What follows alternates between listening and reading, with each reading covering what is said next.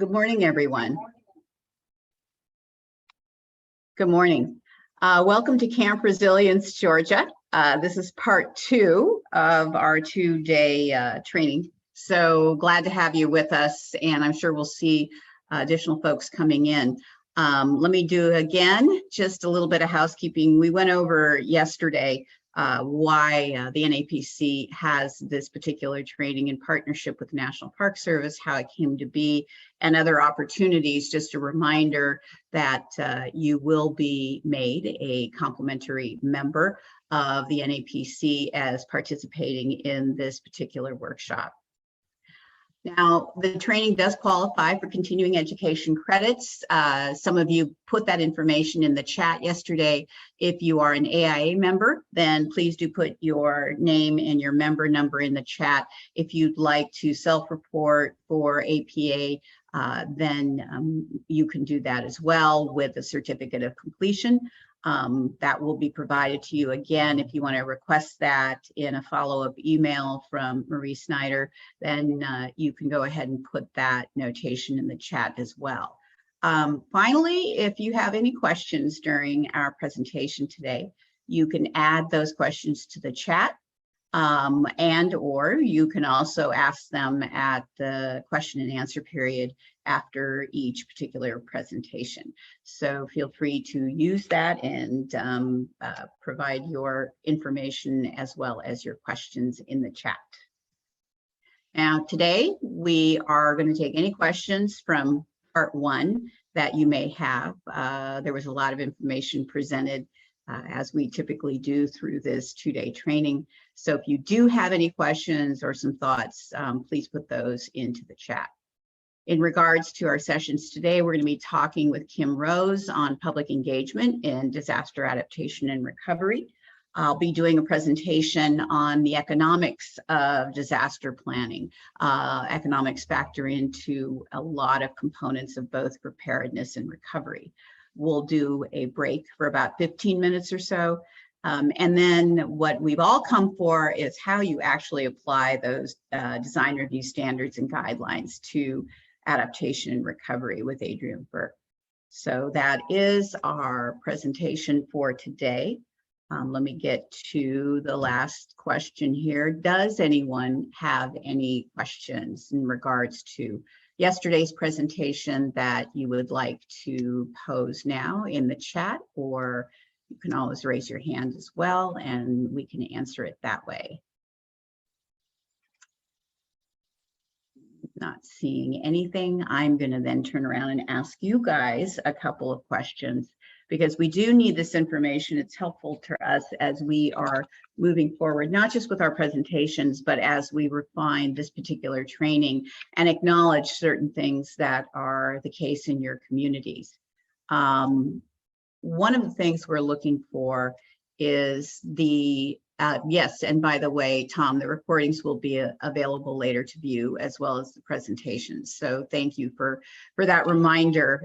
Marie sends out a very exhaustive email with all of the links for the appropriate recordings, as well as providing you copies of the presentations. So one of the things I'm asking is, what community engagements tools do you already use in your historic preservation programs? That's something that we need to understand a little bit more about, so we can either echo those tools or how you can revise those tools, or give you some new thoughts on tools. So things that you may use to communicate with your historic district property owners now, or programming that you do. If you could put some ideas into the chat, then we can share those with our speakers. So what do you use right now to engage your community? What tools?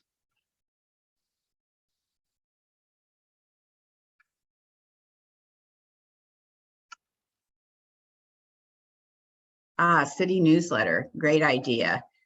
Great idea. Is that an independent newsletter just for the preservation program, or is it a component of your citywide, telling people everything they need to know about what's going on with your various departments?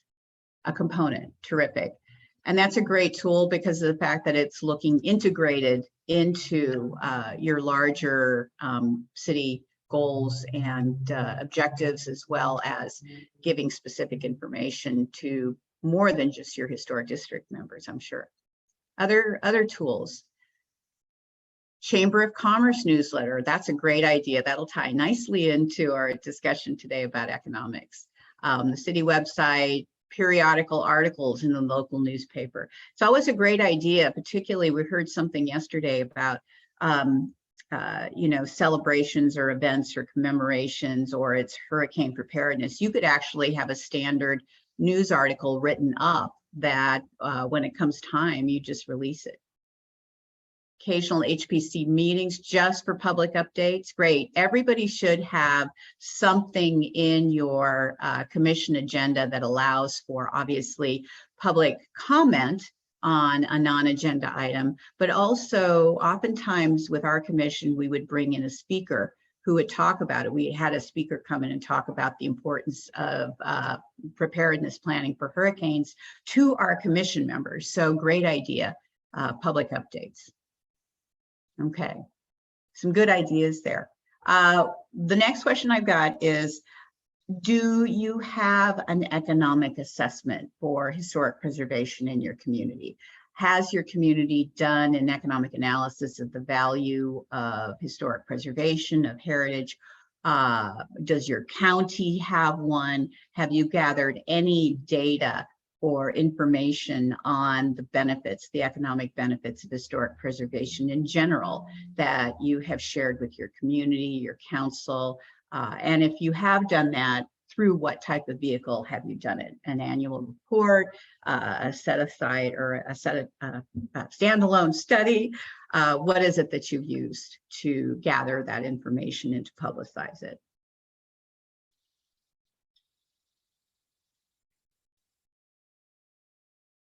Studies for the region. That's a good point. That's great. I know when we were looking at some things in New Bern, North Carolina, we looked at all of Craven County, not just for the city. Okay. Tom, is that the state assessment or is it a county assessment you're referring to? Okay, great. So sometimes you can extrapolate from that information. Here's a good example. We were talking about the benefit cost analysis that needs to be done sometimes in your historic district when you're looking at developing a resilience funding plan request. The reality is we got our tourism data from the county. We didn't have in Annapolis local tourism data. So we were able to extrapolate that to what did that mean to the city of Annapolis. So sometimes you can use that information in a very productive way. Okay, and then lastly, and this is surprising sometimes to people, but I've found it to be both cases. Some communities have design guidelines specific to their communities, and some communities just use the Secretary of the Interior standards for rehabilitation as their basis for making design decisions on their Historic Preservation Commissioner board. And then some people, as we did in Annapolis, incorporate by reference the Secretary of Interior standards, but have more specific criteria based on their building types and the particular design components in their community. So can you all put in, if you are a city, put your city or your county, and yes, we do have our own design guidelines, or we use exclusively the Secretary of Interior standards.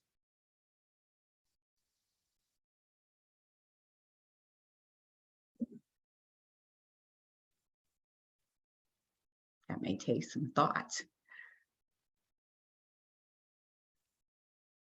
Okay, so Social Circle has its own historic district guidelines. Hawkinsville, Georgia, Pulaski County has design guidelines, and Cobb County has our own design guidelines. Okay. Chatham, both SOI and our own guidelines as well. A good point. Atlanta, many large cities have, each district has its own design guidelines. and then incorporating the Department of the Interior's guidelines into your design guidelines. I think that's really important to do, just because of the fact that we sometimes can't cover or neglect to cover the SOI guidelines, just standards, just because of the fact there's so many things in our own design guidelines. But it is a default. When all else fails, you go back to what you were originally certified for, and that is that you are a government that is using those Secretary of Interior standards. So extremely helpful. Thank you all for that information.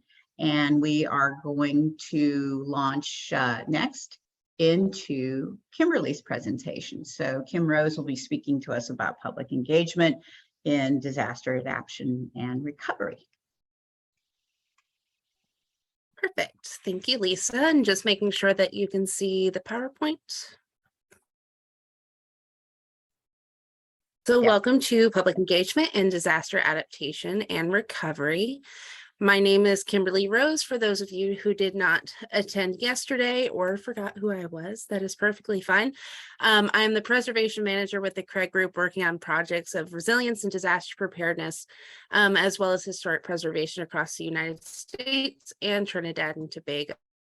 This presentation covers several topics, such as who is your audience or stakeholders, how to engage the public to assess community values in planning, historically underrepresented in rural communities, communication and disaster preparedness toolkits, engagement during recovery, and public engagement of community decision makers. And if we have time, I also have a case study, but if not, that is okay. So disaster risk communication provides the public with information about the effects of disaster. There has been previous trends of it being kind of one way, with elected officials communicating to the public during a disaster, but it should be interactive and as a conversation back and forth, because those elected officials have no way of knowing absolutely everything that's happening post-disaster or even before a disaster. And plus, this fits in historic preservation, a bottom up or ground up field where it's most successful, give their insight and can tell their stories to the historic preservation commissions, to the Secretary of the Interior. And that's also true when it comes to communication, because the more that people have that sense of into a system response, into preparedness, the more likely it will be successful. So however you want to phrase it, engage, educate, empower, include, inform, inspire, whichever your three buzzwords are, use them.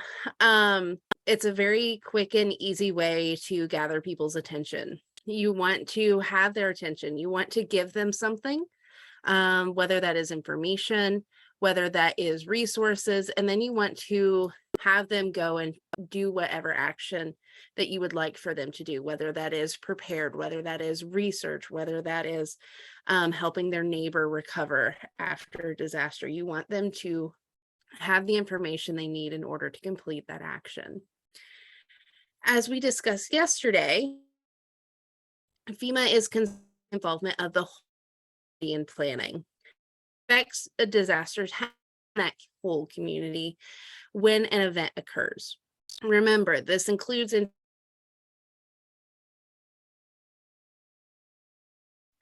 Hey, Kim, I'm sorry to interrupt you, but we just lost your. no.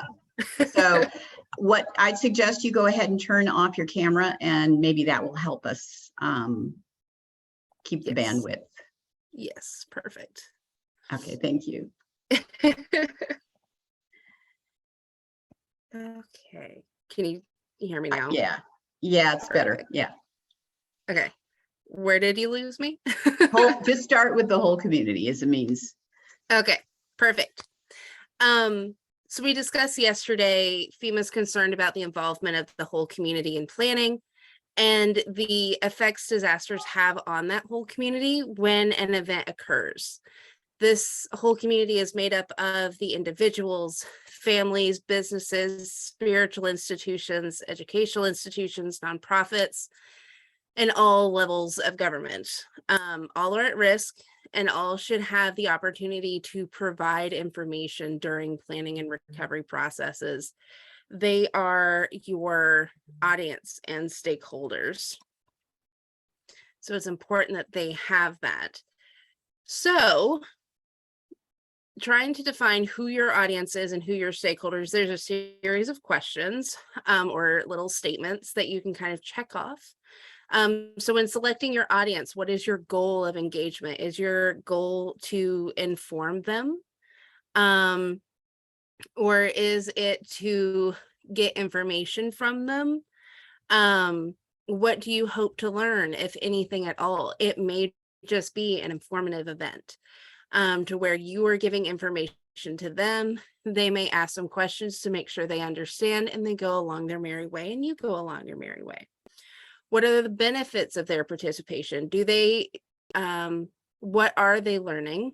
How does it benefit them? Or are they there to also get donuts and coffee? That may be their benefit. What knowledge, if any, would attendees need to participate? So are you expecting them to have any previous knowledge of what you're speaking about? Or are you expecting this to be kind of a tabula rasa event where you are informing them this is happening, such as in the case of maybe a plan? This is a comprehensive plan. This is what it does for our city. This is how we're going to go.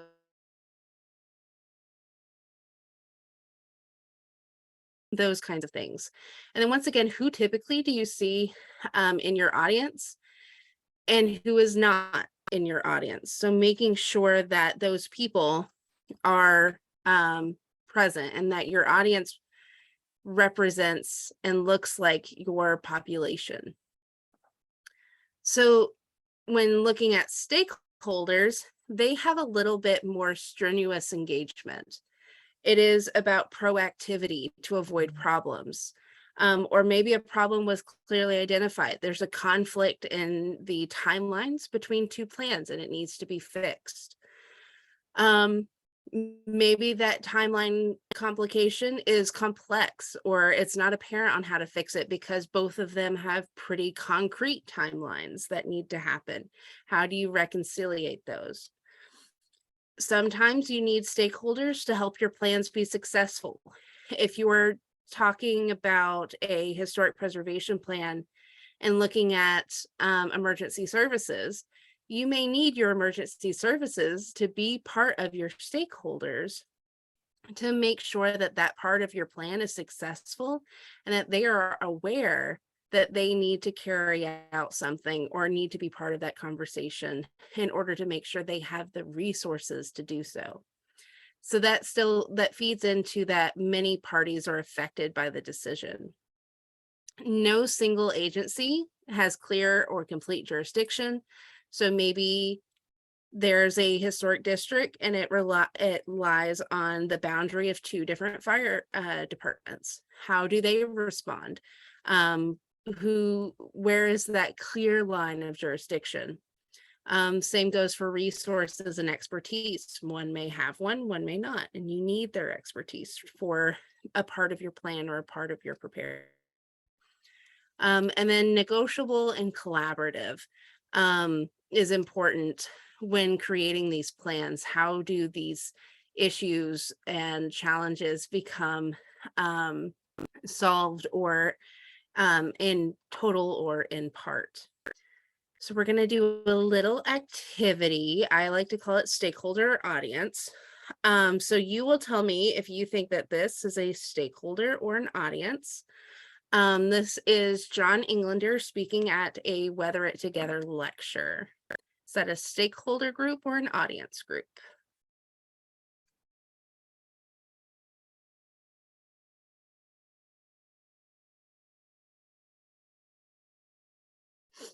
Okay, I have audience, perfect. It's an audience group. This group is there to get information. They're not really there to inform anybody. They're not going to have a strenuous conversation. might, who knows, but they are an audience. Now, this is a focus group from a project in Trinidad and Tobago. Is this a stakeholder or audience group?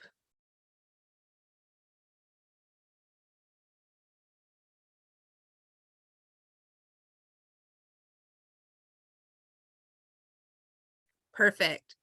This is a stakeholder group. They were a panel of experts on different topics we did over several days, where we were asking questions about Trinidad and Tobago, about the climate there, about their experiences and how and when, what resources they need and whatnot while we were there. And I was talking maybe 15% of the time. The rest of the time we were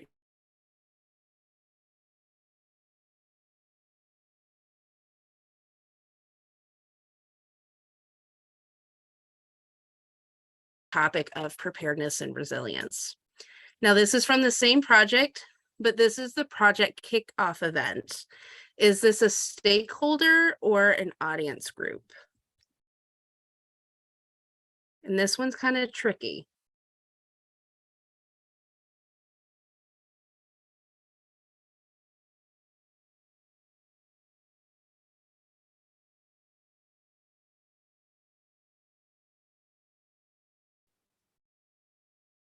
Okay, Bernice has it. It could be either, and you're correct.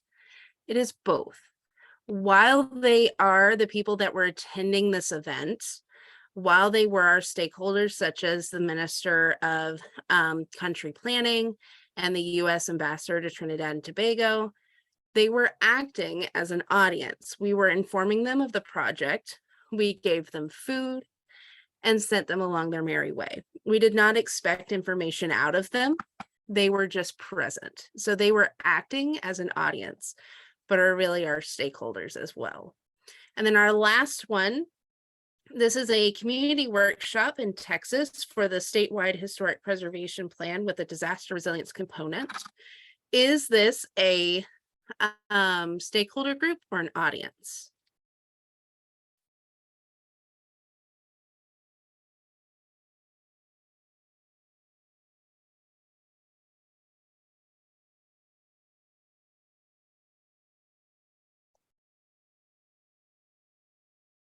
Okay, I see a lot of stakeholders. This is actually an audience.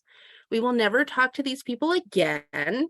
They have a very small amount of interaction with the plan unless they take a survey afterwards or whatnot. But a stakeholder hosted this event and it was the community that was then invited. So this is actually an audience. We don't expect a lot of information out of them.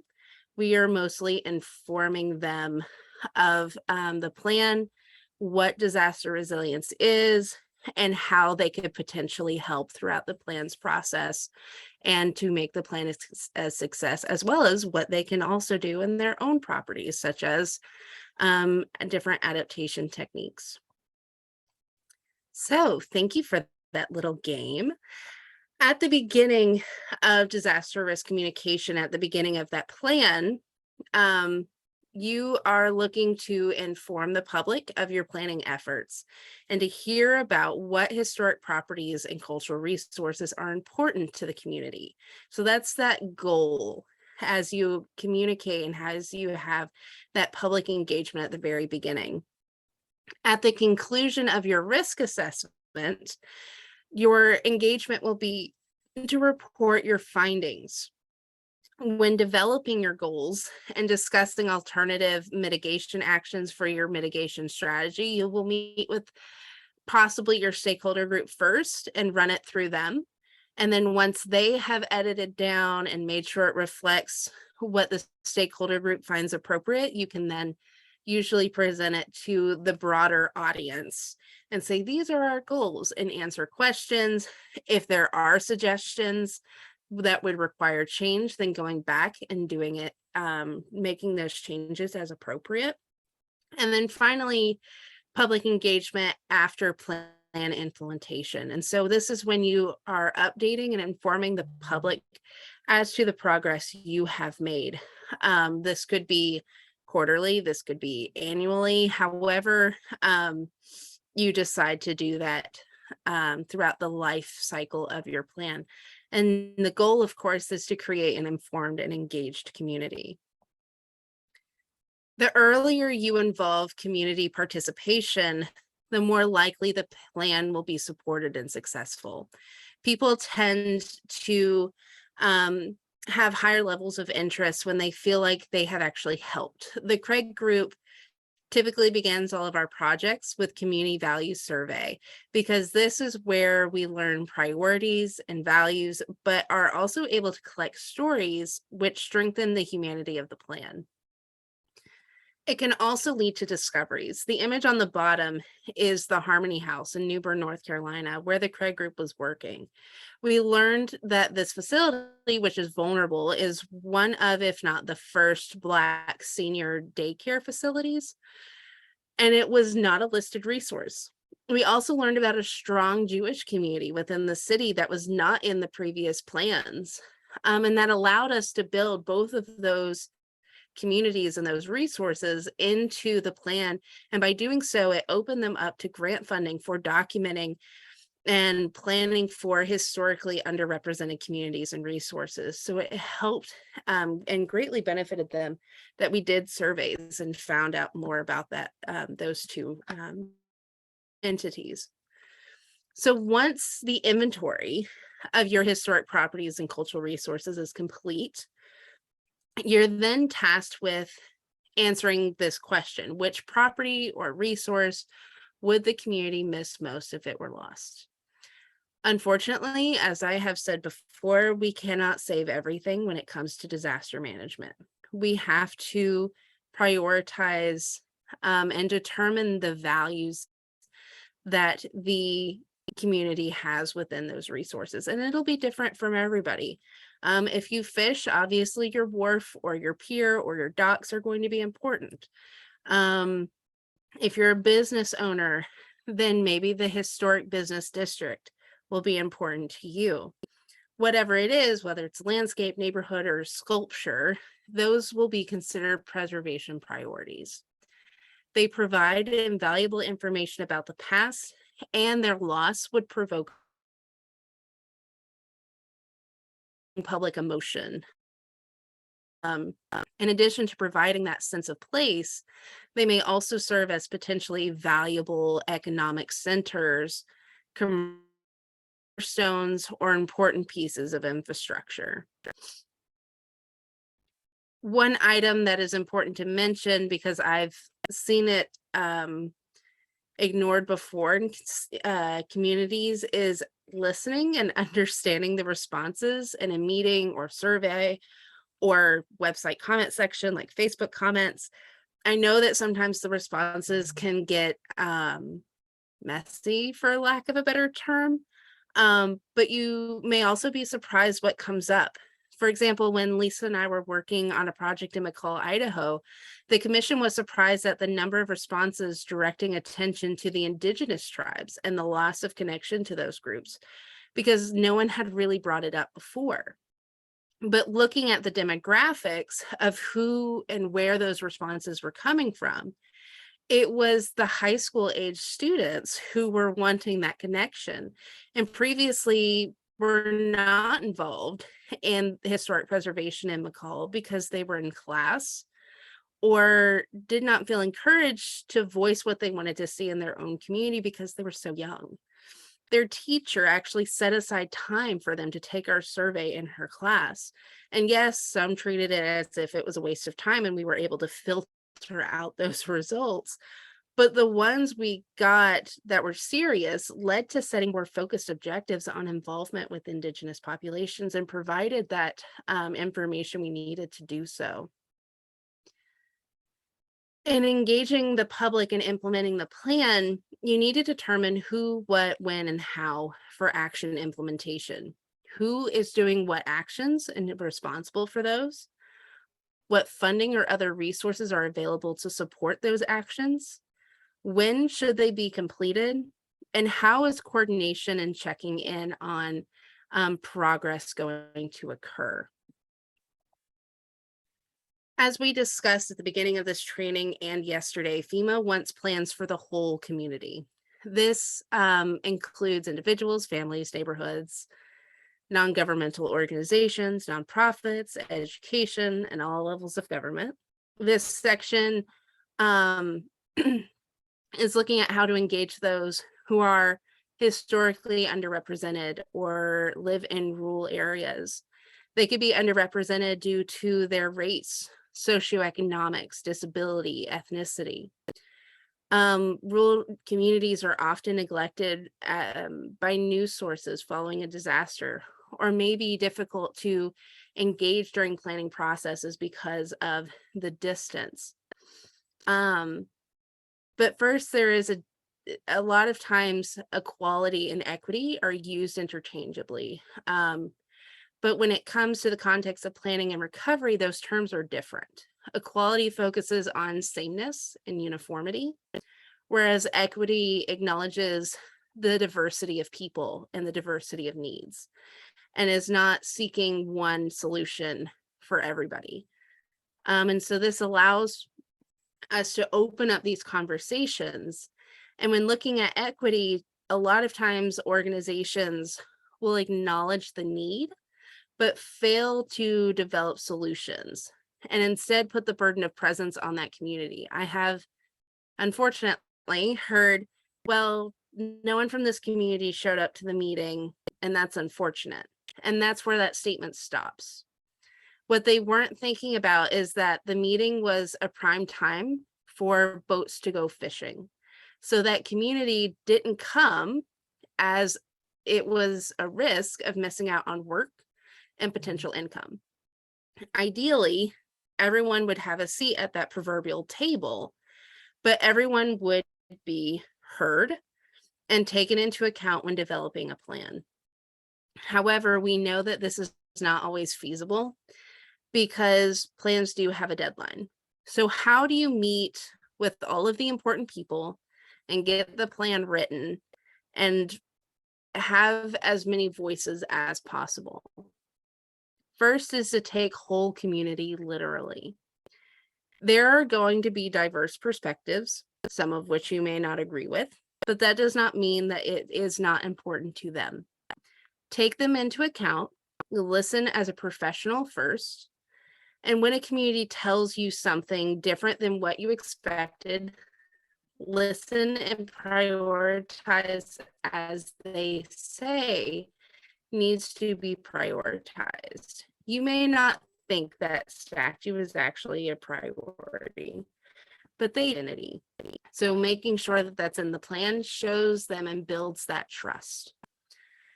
Use staff lists from other government departments or commissions to plug into those areas, and also make partnerships with organizations and institutions outside of government. If you're having a community documentation day where people can come in and volunteer to conduct documentation of a neighborhood or a downtown or update some forms, make sure to use that as an opportunity to give them your business card and a small brochure about what historic preservation and disaster preparedness does, or what historic preservation and can do economically. Listen if they tell you a story, and approach with empathy. If they hear a story while they are out, make sure that they have a sometimes decision makers and people writing the plans may not be aware of all of the different communities that exist within their jurisdiction. By enhancing opportunities that people have to be in contact and to pass along information, the more the plans and policies will be reflective of the community. Contextualize equity consistently. When communities are considered frontline, it may be because they feel the impacts of disaster immediately, or an extended period of time, or severely. This may be because of legal issues such as redlining or the economics of poverty. Whatever the reason for inequity is, you need to understand the source. Once that source is understood, you can work with that community to develop potential solutions and management for it so that they don't go underrepresented again.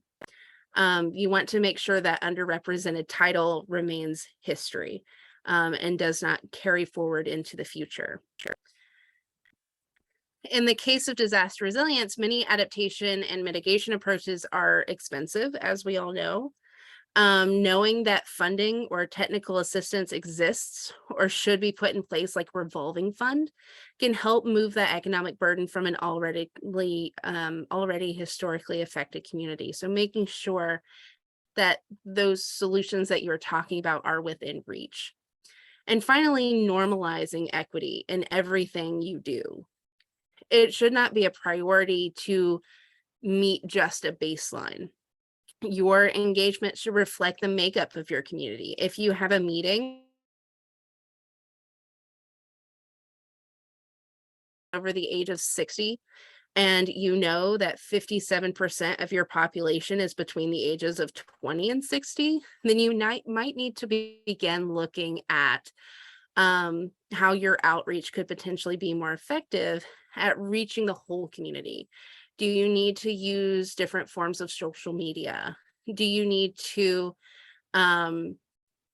go to public events such as the county fair and have a booth in order to connect with people? I always use the acronym BAM, build, activate, and maintain, when it comes to partnerships.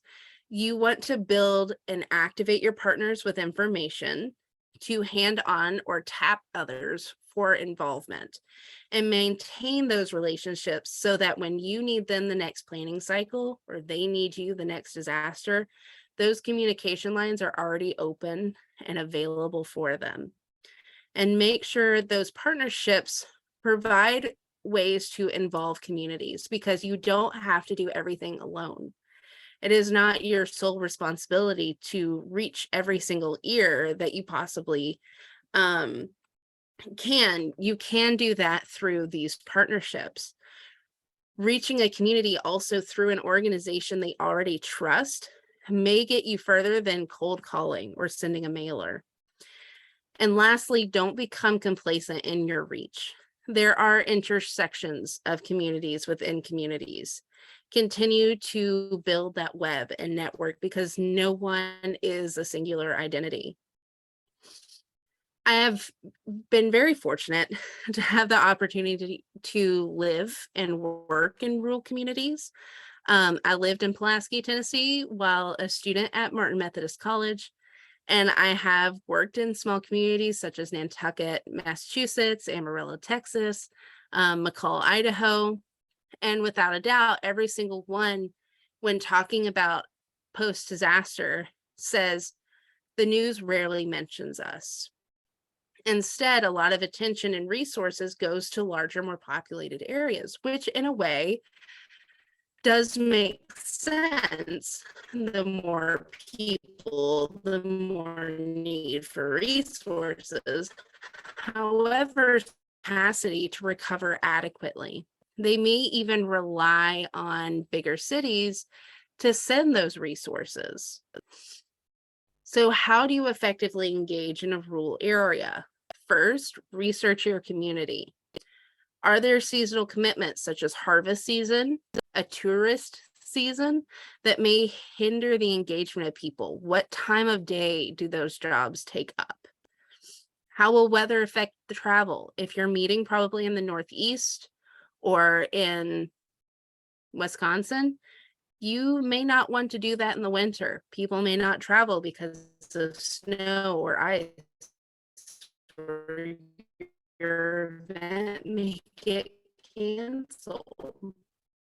Should meetings be held in multiple places to be closer to people? Center, and then another one at a community center further out of town. How will community events affect meetings? As we've talked about before yesterday, looking at when their county fair is, or a different kind of community event, a Harvest Day festival, something along. Could you plug into those maybe? And maybe it's not an official meeting, but you can get onto people's minds.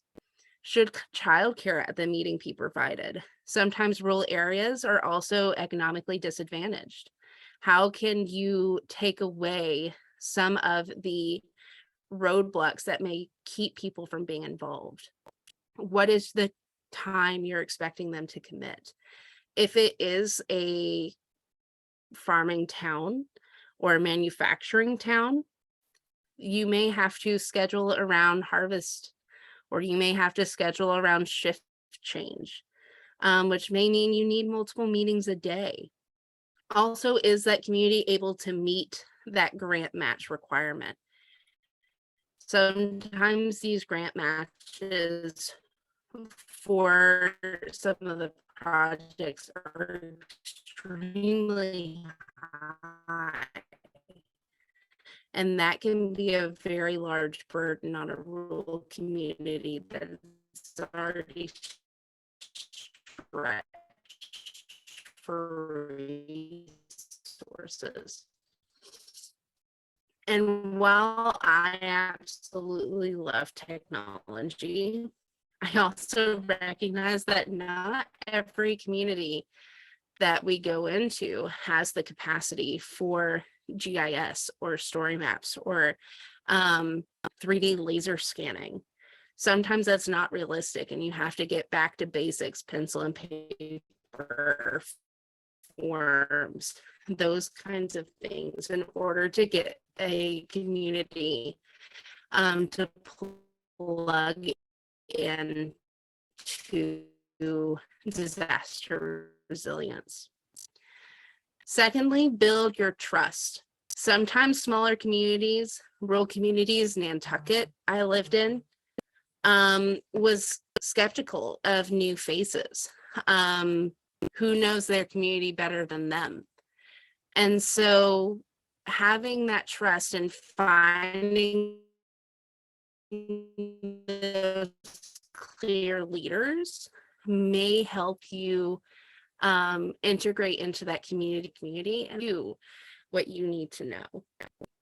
Your represented communities, partner. A church, for instance, or are there community interest groups?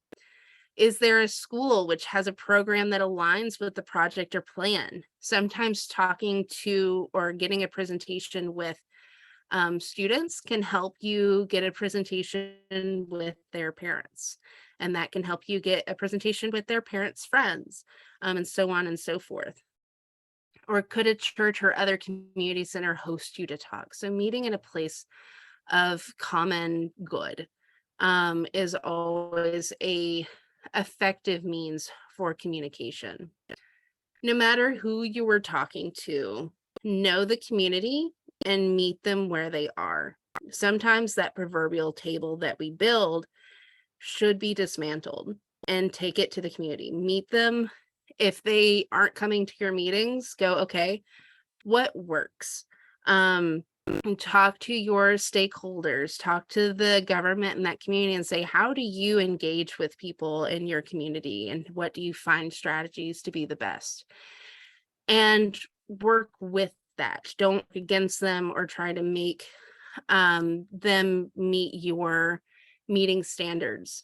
They may be more relaxed. It may be that you do need to offer food in order to get people there, or because that's the culture of that area.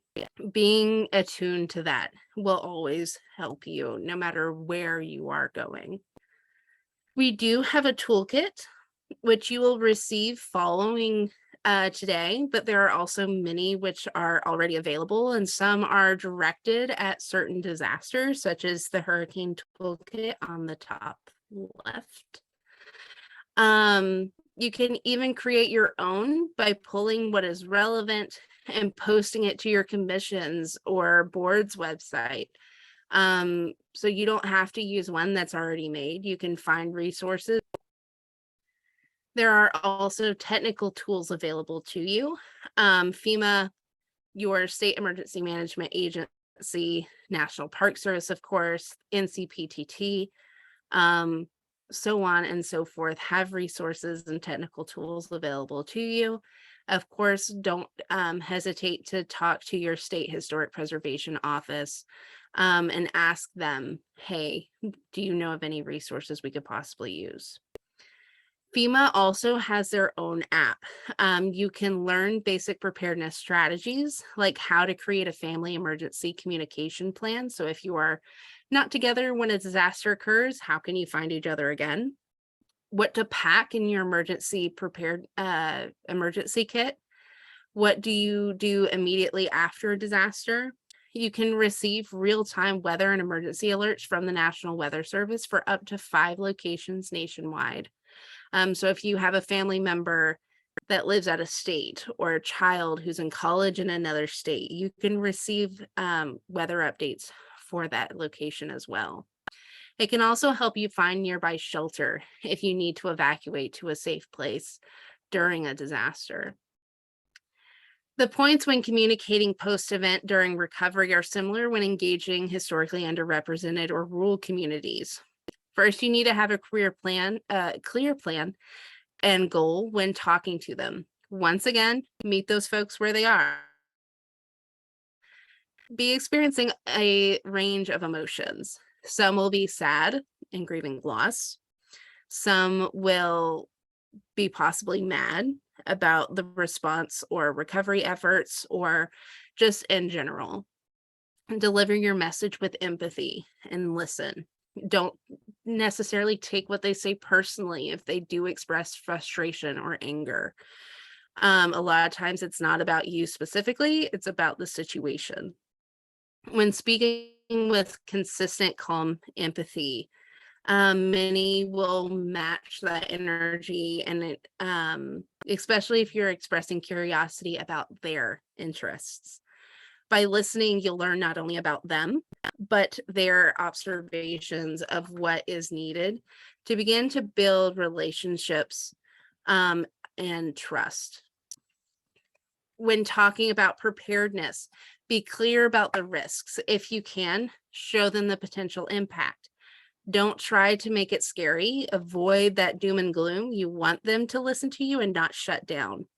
Instead, turn it to what is happening. Here is how we can work together to hopefully avoid that risk. Remember to practice empathy because they may have lost something or someone in the last disaster. So be patient. And give them time to process. Disasters do give people negative emotions because it's a reminder of a time that they were not in control of a situation. By providing options, you're giving them some control back to direct their own preparedness. Encourage that discussion, and it's okay if they need to circle back around to you. Remember, this is about their interests, not yours. By working with trusted sources, you're also building your own credibility. Unfortunately, following a storm, there are those who take advantage and provide non-licensed, non-compliant, and not safe work following an event.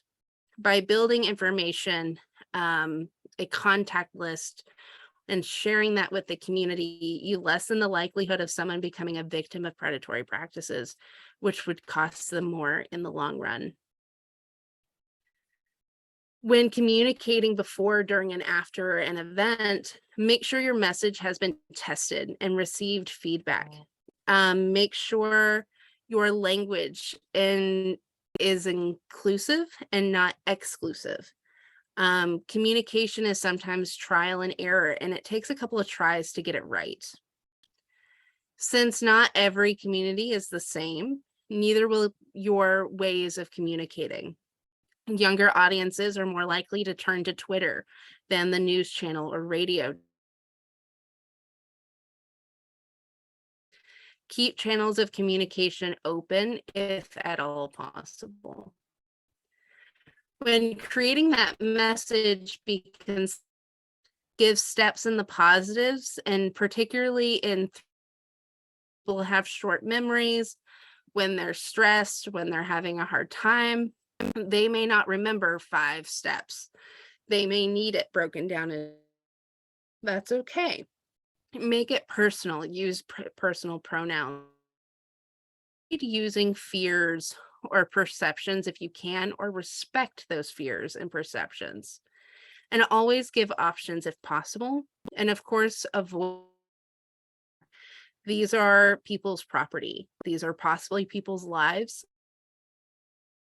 Make sure that you are presenting the respect that that deserves. If you are a local elected official, you either actions by citizens or actions by government, you for community members and who expect you to represent their concerns with state officials at the time of a disaster, during times of a disaster, often with updates of what's going on, where are lines being recovered, what about sewer cleanup.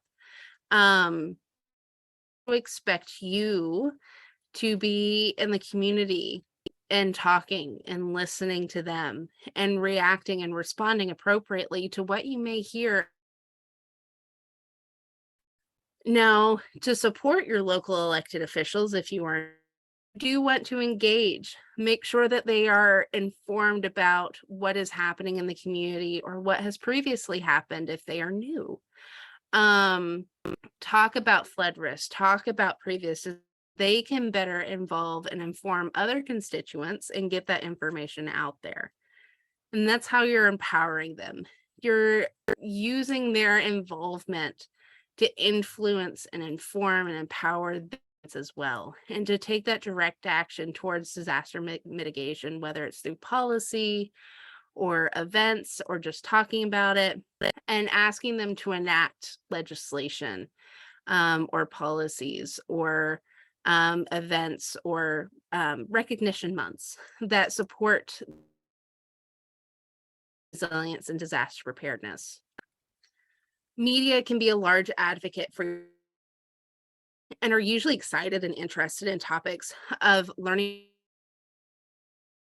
Build your media contacts and work with those relationships. In Nantucket, I always invited them to events. Not come to an event, I wrote the press release for them. I even invited reporters to my board meeting to show them the collaboration behind the scenes. It's important to also the organization connections, looking at groups or resident groups, the Chamber of Commerce, the Rotary, or other civic groups, perhaps via phone or email invitation to attend events. They may also to speak to their group as well. I've spoken, I was invited to a Rotary group in Nantucket. Use the dais at a mention an announcement of your next meeting, or send out a weekly announcement or news to the county or directly by you of what is happening. For example, one of our state representatives in Massachusetts for representatives hosted a topical meeting every month on Nantucket Island as a at a local, talk to residents about that topic of the month, to hear their thoughts and opinions and possible even solutions if it was necessary. Also, once again, establish it, connect with it, continue it. When looking at gauging understanding, find out what your community knows, what, making sure that they are able to also, it's not just you speaking, but it's others speaking as well. That can also help people absorb and learn more if there's multiple voices. And then once again, maintain that relationship. send out newsletters and project updates, send out social media events, videos, webinars, podcasts, whatever you need to do, whatever you find effective for your community. Don't be afraid to do it. This is similar to what we did in Nantucket. And I know I've talked about Nantucket a couple of times. Nantucket has a really approach to the effects that it is facing as an island that is eroding, water rising around it.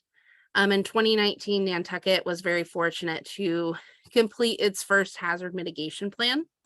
It all historic preservation planner who wrote that hazard mitigation plan. That same, the Keeping History Above Water Nantucket workshop, people up to the idea, and showed also the work of the Preservation Institute Nantucket, where we did 3D visualizations of sea level rise on the different areas down and in some of the neighborhoods that are very significant to Nantucket. And this kind of helped people realize that they need to act. And so because of what we did there, we were able to then build an addendum to the design guideline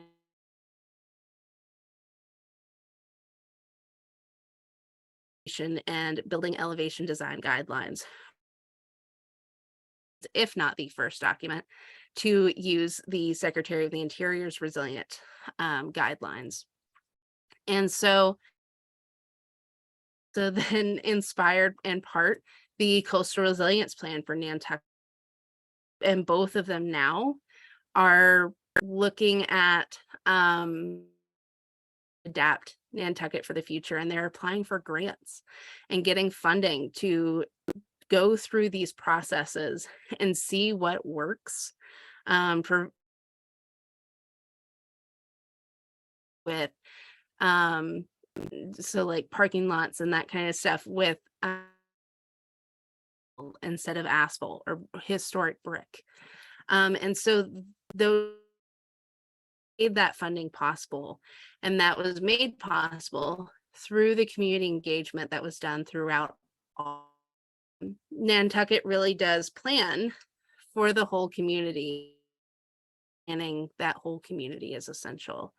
And so 2019 FEMA National Preparedness Report talks about preparedness as a shared effort.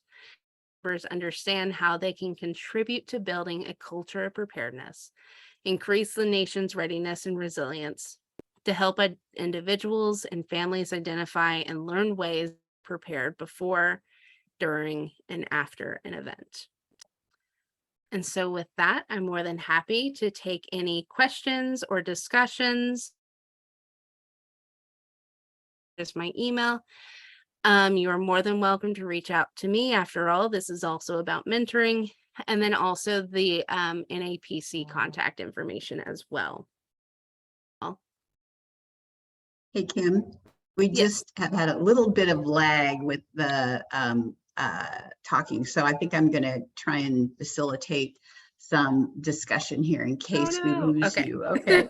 And I just wanted to add to this that the communications component of this is extremely important. Kim and I had an opportunity to work with the State Historic Preservation Office in Oregon to not only address issues of communicating about disaster resilience and developing basically a toolkit for communications for them, as well as a messaging platform. It was really something that we learned was going to be relevant to issues or preservation issues beyond disaster resilience. And part of it, and something certainly that we're happy to share with you in a future presentation, was developing things like taglines. You know, what is the tagline you use to link together historic and cultural resources with the importance of planning and preparing for disasters.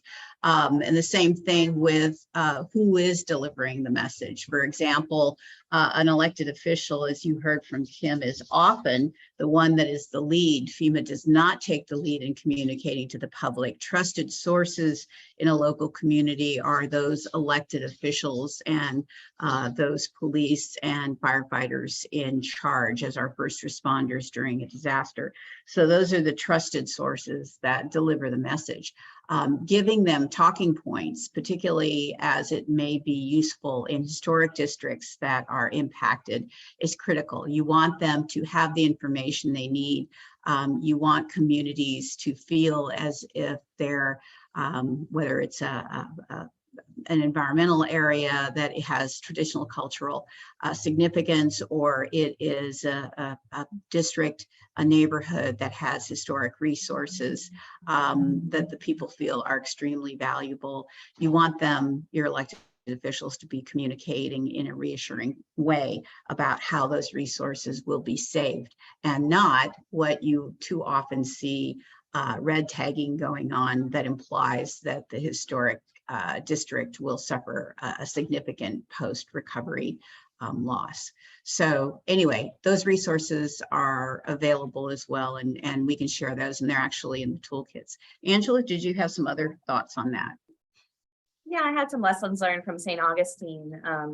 Flagler College is located directly across the street from City Hall, and they have a weekly radio show that is hosted by kind of their NPR station. So what they do is, like, they have the chief resilience officer for St. Augustine come on with the historic preservation officer, and they were able to talk about disaster resilience and what the city's doing about it. And I think that just gives a sense of confidence to the citizens and the business owners. So that's kind of a really neat public outreach engagement when it's different. And even the city of Jacksonville has recently done their public radio station and TV station have hosted a few adapt TV shows and radio shows that have been very well attended by the public. I think it's because they had a couple of corporate sponsors, and they offered cocktails or appetizers or free brown bag lunch. And they invited county commissioners, historic preservation, engineers, the local river keeper. And so it not only hit the NGOs, but it was a really neat, they've done morning, kind of how Kimberly said, they've done, morning events, they've done evening events,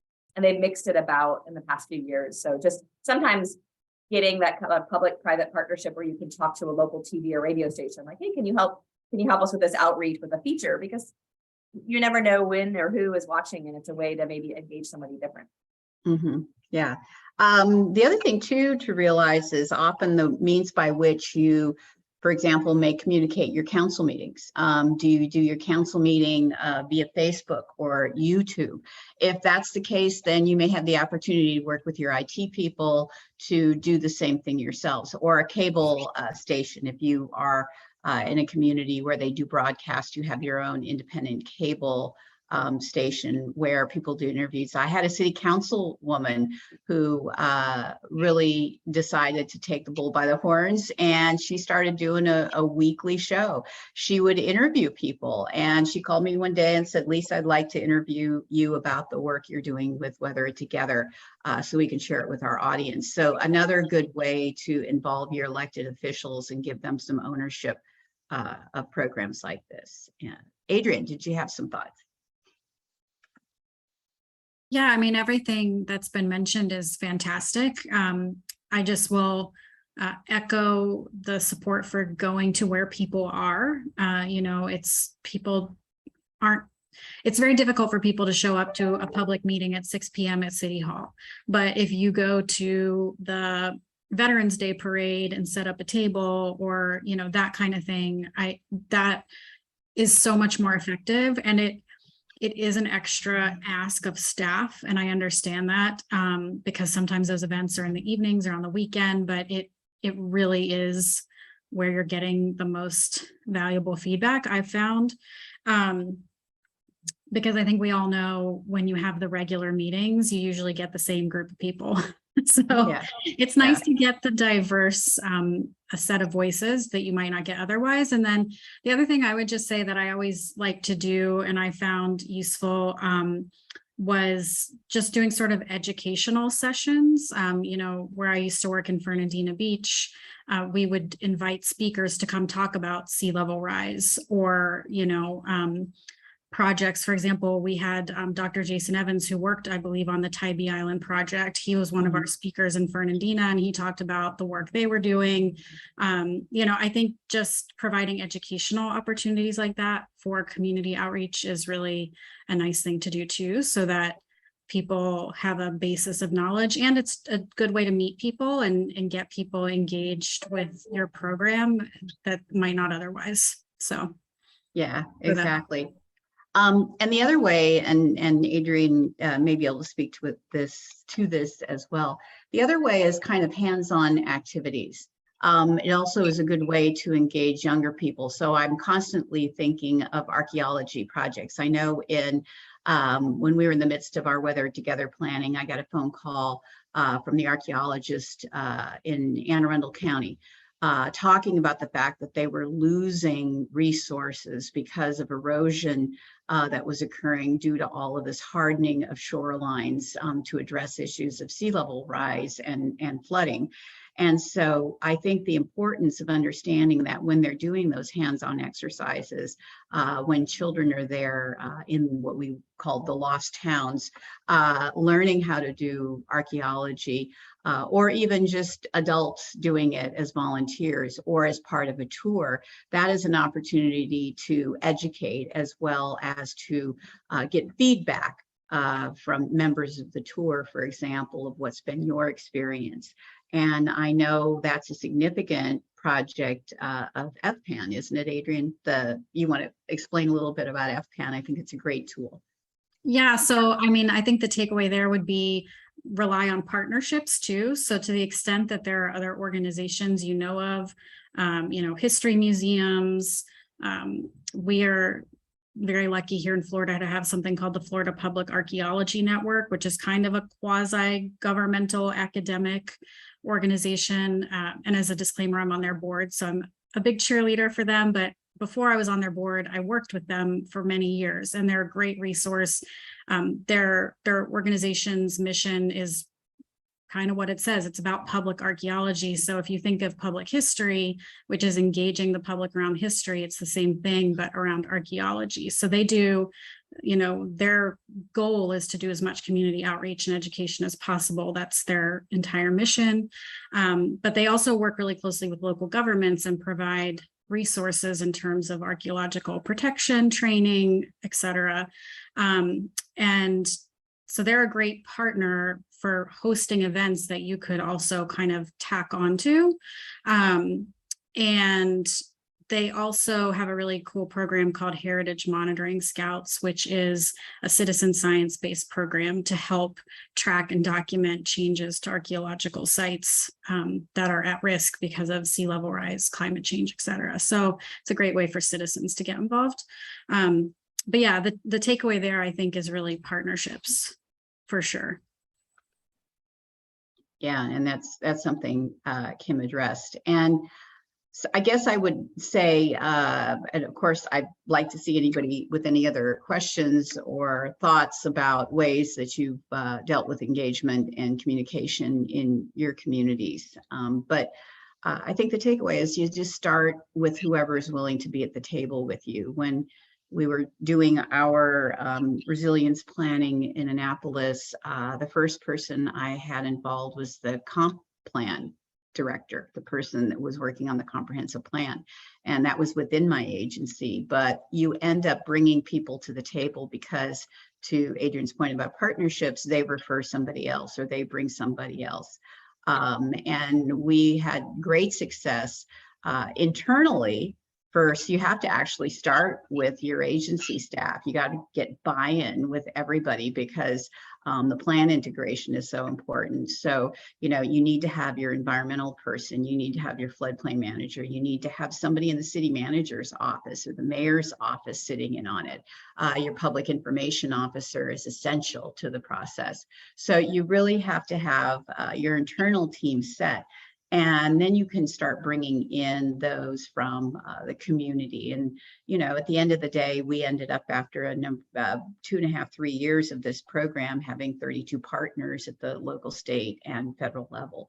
So it doesn't just help with the planning process for resilience. It helps bring a profile to the importance of your historic preservation program. And I think that's what's essential. So sometimes never wait for the other person to come forward necessarily. If they do, wonderful, and they ask you to be involved, but initiate it yourself, whether you're a commissioner or a staff member. Start with that one contact person, and you'll find you'll initiate some success that way. So are there any thoughts or questions? Does anybody have anything they want to share at this point? I had another thing while we were waiting to see Sure. if there's any questions or comments.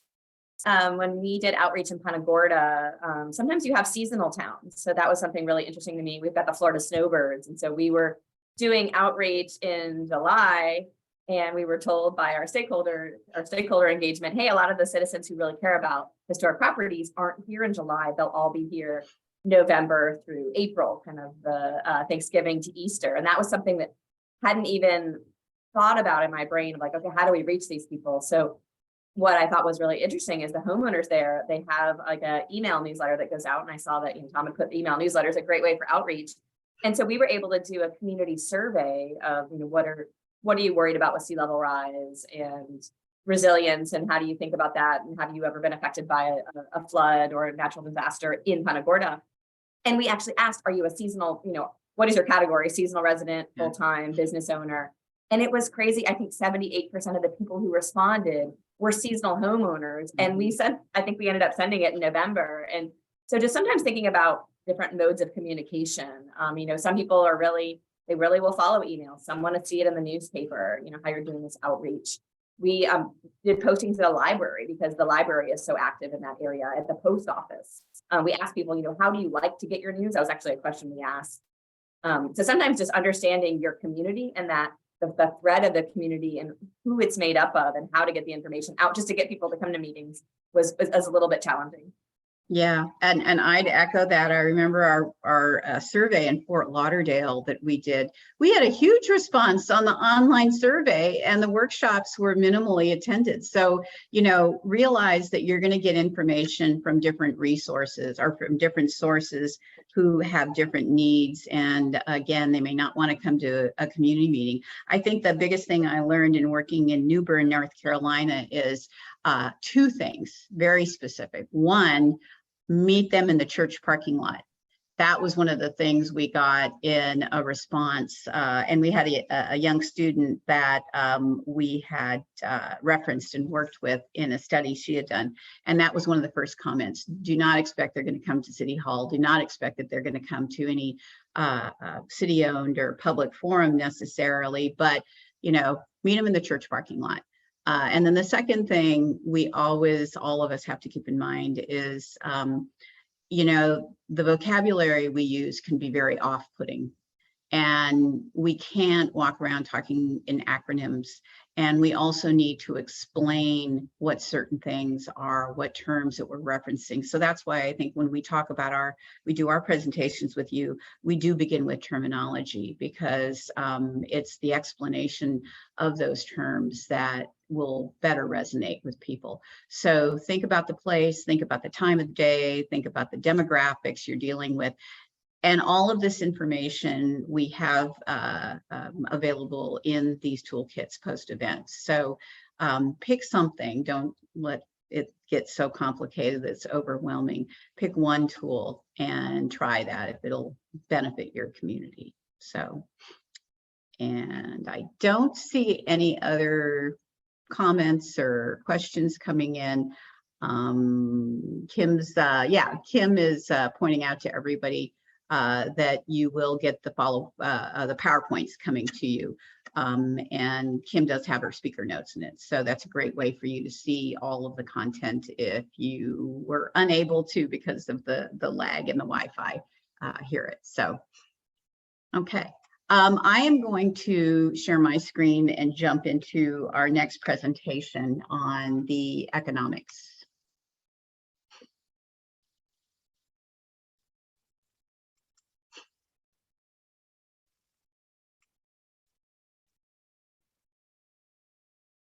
Okay.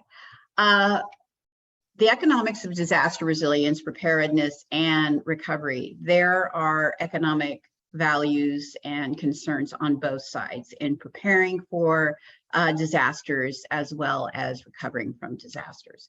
So we'll talk a little bit about each of those.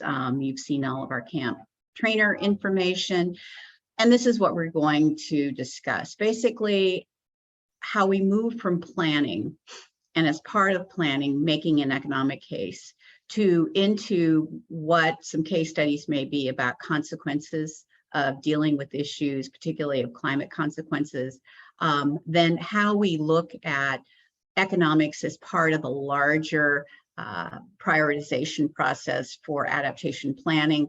I'll talk about something, here's the acronyms, there you go, STAPLE. But when I get to that slide, I'll clarify what STAPLE is. We'll look at some adaptation modeling, a project that Angeline worked on in St. Augustine. We'll talk a little bit about public awareness, story mapping as a communication tool, and how you can communicate all facets of your assessments, for vulnerability to economics, to appropriate adaptation strategies through story mapping. And then basically just a few other examples of some simple best practices in economic incentives for resilience planning. So why is planning important for this particular topic? This is an example actually in Palm Beach, and when I was doing a presentation there a few years back at that time, it was referenced in 2017 that up to 50,000 plus properties would be newly designated as in the high risk flood zones. That's the FEMA maps. We talked about those previously, the firm maps for your flood insurance rate maps, which would come out on a regular basis or updated. And this was about that time that those were updated in Florida. So many of the homeowners in those zones had federally backed mortgages, and they would be required to buy flood insurance. Now, for those of you, we've talked a little bit about flood insurance. Those of you who have it, those of you who've heard from others who have it, it is increasing annually. So the costs of flood insurance can often drive the adaptation for historic properties.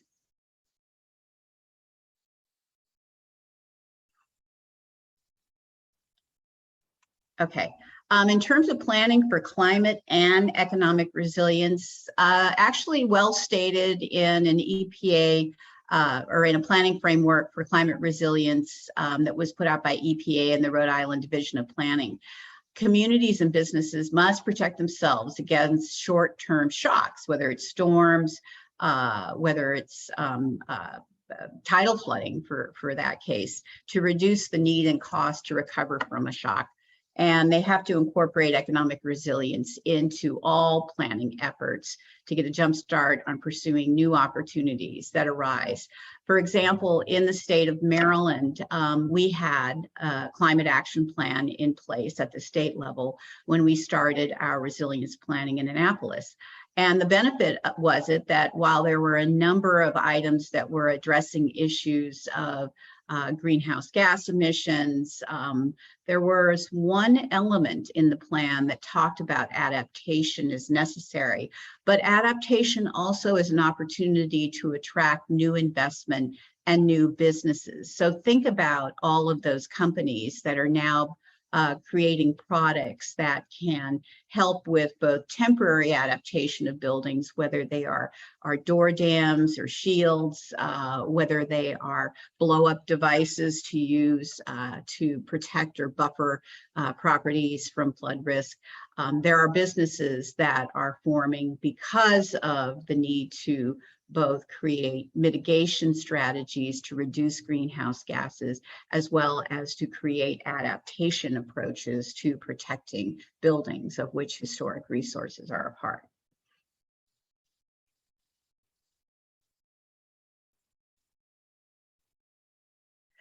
The other thing to keep in mind is the fact that we've said before, planning can equal funding for economic resilience. This happens to be the top 5 mitigation project types that FEMA funded. We've talked about FEMA funding being available through BRIC, as well as through FMA, which is the Flood Mitigation Act. So these were the top 3 projects. Acquisitions. Now, acquisitions often mean acquisitions for demolition, something we don't want to see in historic communities. So in 2018, the high point was acquisitions at 328 million. Flood control measures. Flood control measures can be reinforcing levees. They can be actually nature-based if you want to take a look at flood control from that approach. 125 million. Elevations of buildings. There you go, solidly number 3. $83 million. Again, that is a resource available, funding resource available for historic properties in high flood risk areas, particularly if these are repetitive loss properties, properties where owners have come in a number of times looking for assistance after events. Utility and infrastructure protection, even the ability to underground wires to ensure that you aren't losing power. That's another opportunity. And then safe rooms and wind shelters. For those, we talked about tornadoes being significant. In Georgia, funding is available through FMA and through BRIC, through FEMA for safe rooms and wind shelters. But also the thing to realize is that in 2021, those project priorities changed. So number 1 was flood control measures. Now, when you're thinking about that, think seawalls in particular. The hardening is becoming more important in some of these communities. So that has jumped to number 1. Elevation is now jumped to number 2 in terms of the greatest need for getting properties out of a flood risk area. Acquisitions now fall into number 3. It's not the easiest thing to acquire properties. Those properties at the highest risk obviously were acquired before. And as communities move forward, they're focusing more on the flood control and elevation and less on acquisition. Relocation of a building, we will hear later from Adrian. Relocation is something that the Park Service does understand may be a need. And then finally, after an event, reconstructing buildings, but reconstructing those buildings, hopefully, to build them back better so that they will withstand future events. You don't see that in 2018. You see it occurring as number 5 funding priority in 2021. So I want to talk about another approach for economics, port cities. Georgia has some port cities, Savannah being one of those port cities that I'm familiar with, having lived there for a number of years. This is a fairly old study, actually done back in 2010, and hopefully we'll get some more updates. But even back then, the Organization for Economic Cooperation and Development looked at 136 major port cities in the world.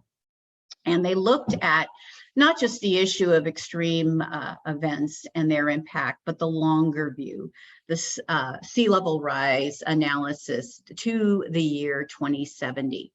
And of the top 20 ports in that report, 6 of them are in the United States. New Orleans, is no surprise, was at that time valued at $233 billion in assets. You have to think about New Orleans and how many ships come in there, what the warehousing is, what the actual value is of the cranes, of the operations, and even the land itself in New Orleans. In New Orleans, it handles all of that ship traffic. New York came in number 2, New York and Newark at 320 billion in assets. And then no surprise, Miami. Miami has at that time $460 billion in assets. And keep in mind, Miami is a significant cruise destination or embarkation area as well. So it's not just cargo, it's not just goods and supplies that serve the country. It's also travel, heritage travel even is incorporated when you think about all of the historic assets that are in Miami. As a matter of fact, at that time, there was an article written by a journalist, Jeff Goodell, who is a contributing editor to Rolling Stone magazine. And it was very clear in his piece called Goodbye Miami.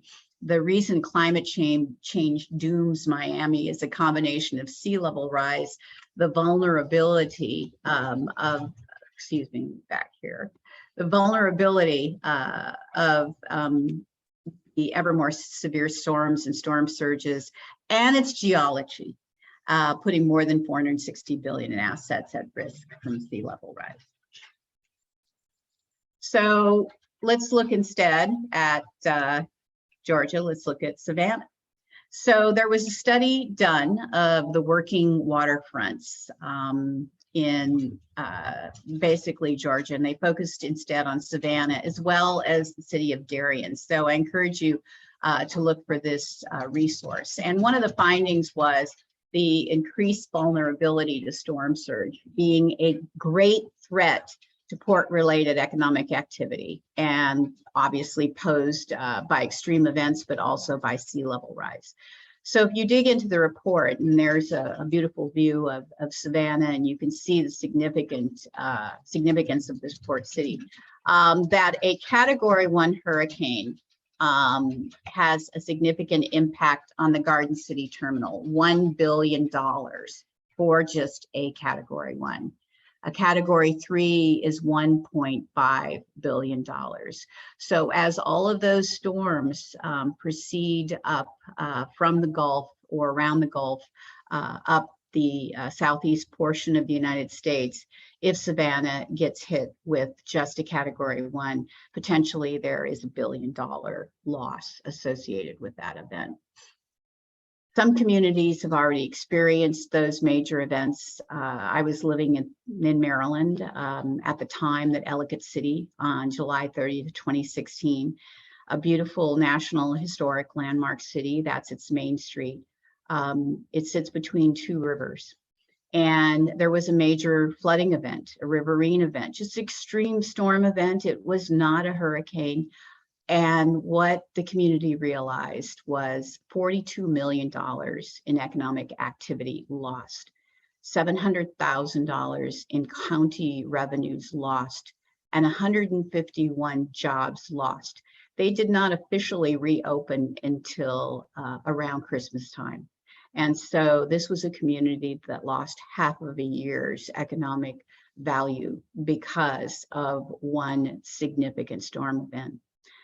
The costs associated to recovering from that particular event was $12 million to basically respond to, think about all of the overtime that went into those first responders working, all of the staff time, all of the repair work that needed to be done by county workers. There was $2 million in channel wall repairs that had to be completed.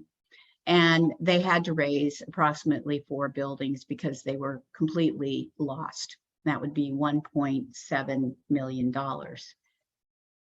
So what I'm going to talk a little bit about now is how we looked in Annapolis, Maryland, at the issue of economics as part of our planning for climate change, and demonstrate a little bit on how the guidance is provided by FEMA to integrate that into your assessments, your vulnerability studies, and into your goals, objectives, and action items. So a little bit about our history in Annapolis. We were a very early community. We had the 1845 U.S. Naval Academy established. The Treaty of Paris was signed in Annapolis. We were the first U.S. capital. Our president at that time, or our president, who later became President George Washington, was commander of our Army, and he resigned his commission at our historic State House. So a very historic community, actually developed on the water, particularly because of the Severn. It was created as the capital at that point. So this actually happens to be a story map that we developed, and I'll just kind of reference that for a minute. The fact is that we needed to talk about the history, talk about the significance of the community, talk about our approach to doing a resilience plan, the fact that we came up with this Weather It Together program, how you adapt historic landmark was another tab, ways in which the community could get involved. Actually, you could post photos of storm events or past events on the website via the story map, and then ways to contact us to get involved. And we actually were fortunate to work with a corporation, Michael Baker International, that volunteered their time and expertise on this. Now I've got Kim working with us to develop story maps, which has been a terrific resource and tool. Instead of looking at a 200-page report, we do a story map that highlights all of the elements of the resilience planning. So the Weather It Together initiative was designed as a cultural resource version of hazard mitigation planning. Again, when you take a look at your hazard mitigation plan, realize that there is a tool for developing it with a cultural resource base. As it turned out, we had thought there actually was something like that probably already in place. I mean, think of all of those other major disaster events that have happened. There was a tool out there for building a cultural resource plan. We found a publication I'll show in a minute, but there wasn't. So we ended up creating the model and we branded it. We worked with the local Main Street business. Again, remember your main streets, your commercial areas, your business owners have a stake in this. So we had a marketing entity that worked with us to develop the Annapolis Weather It Together brand to protect our historic seaport.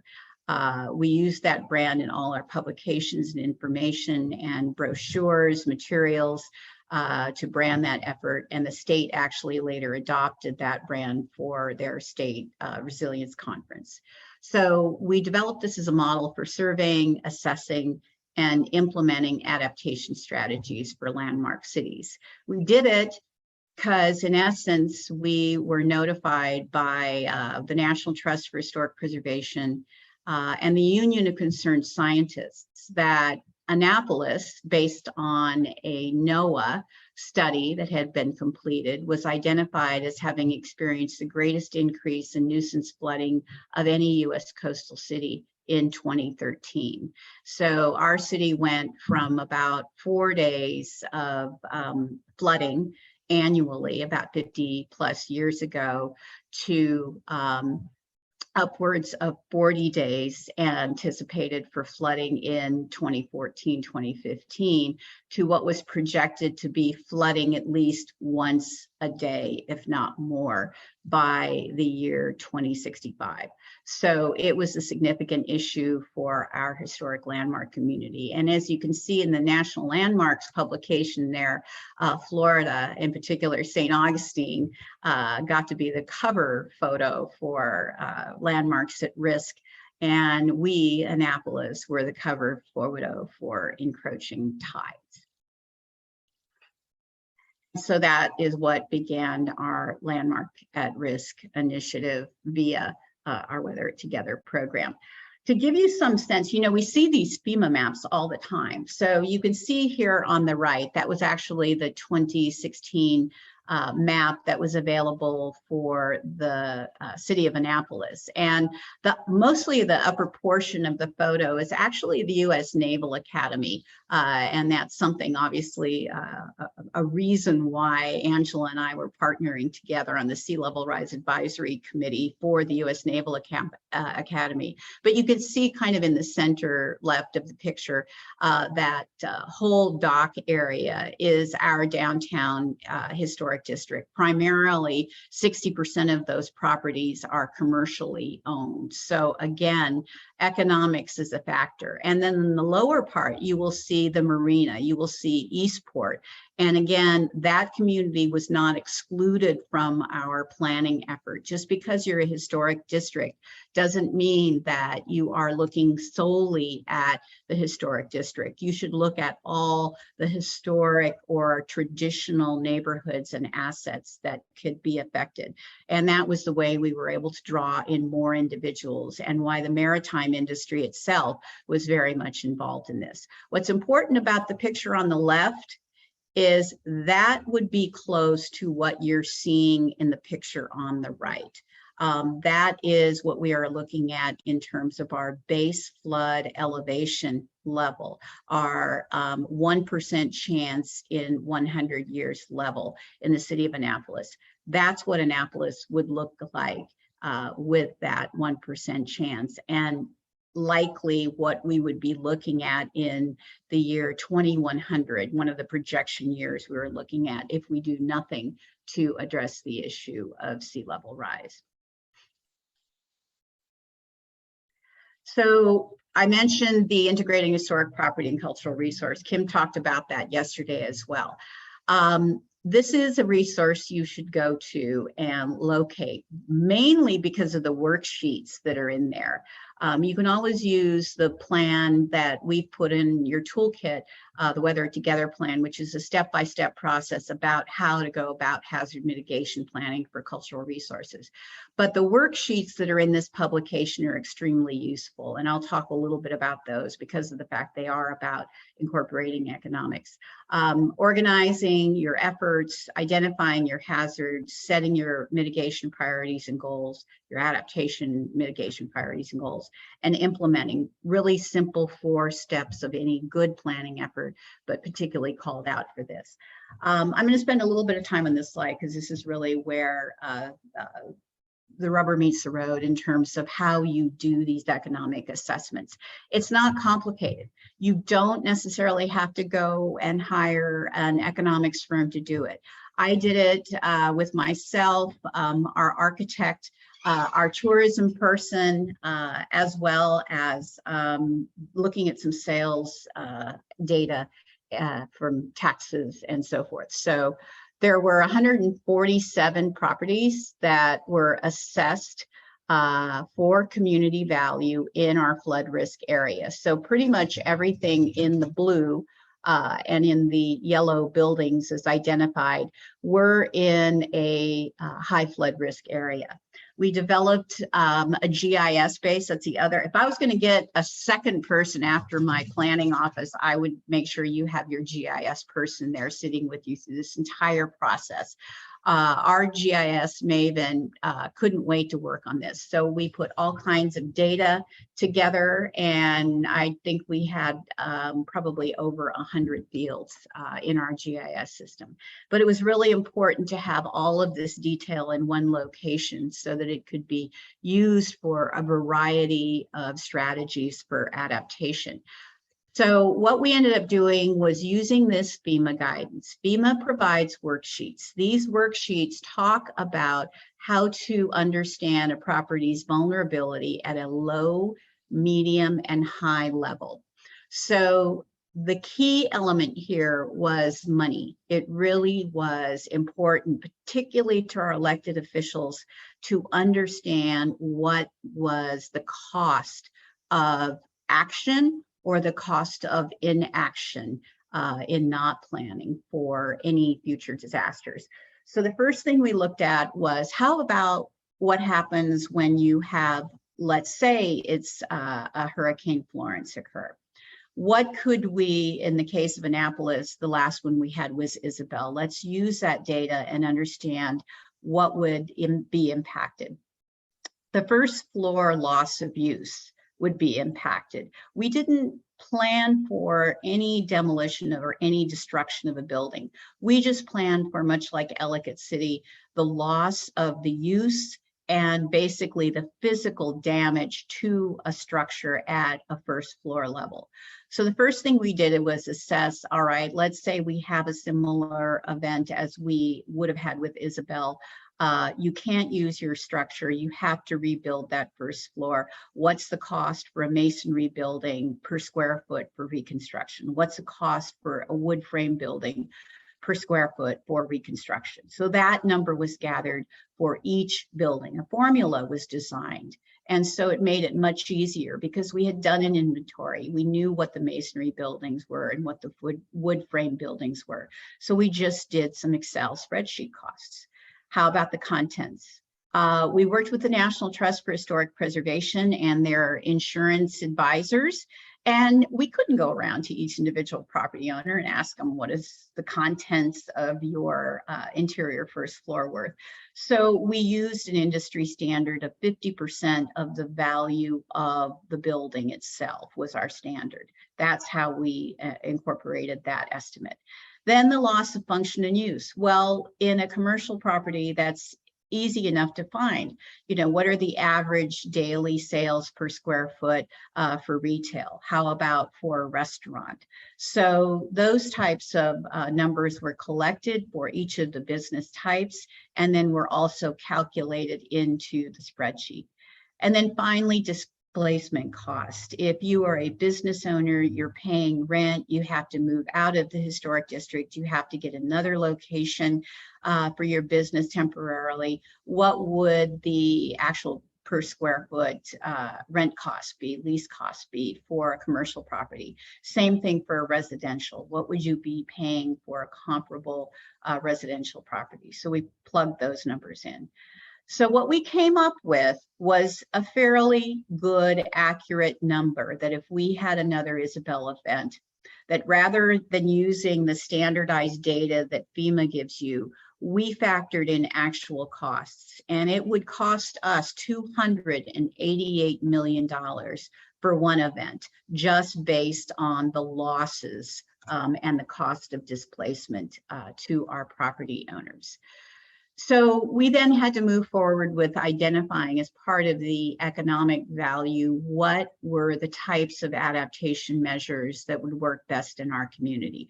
Not just physical adaptation of buildings, but understanding the need to create education and greater public awareness as to why you need to rehabilitate properties.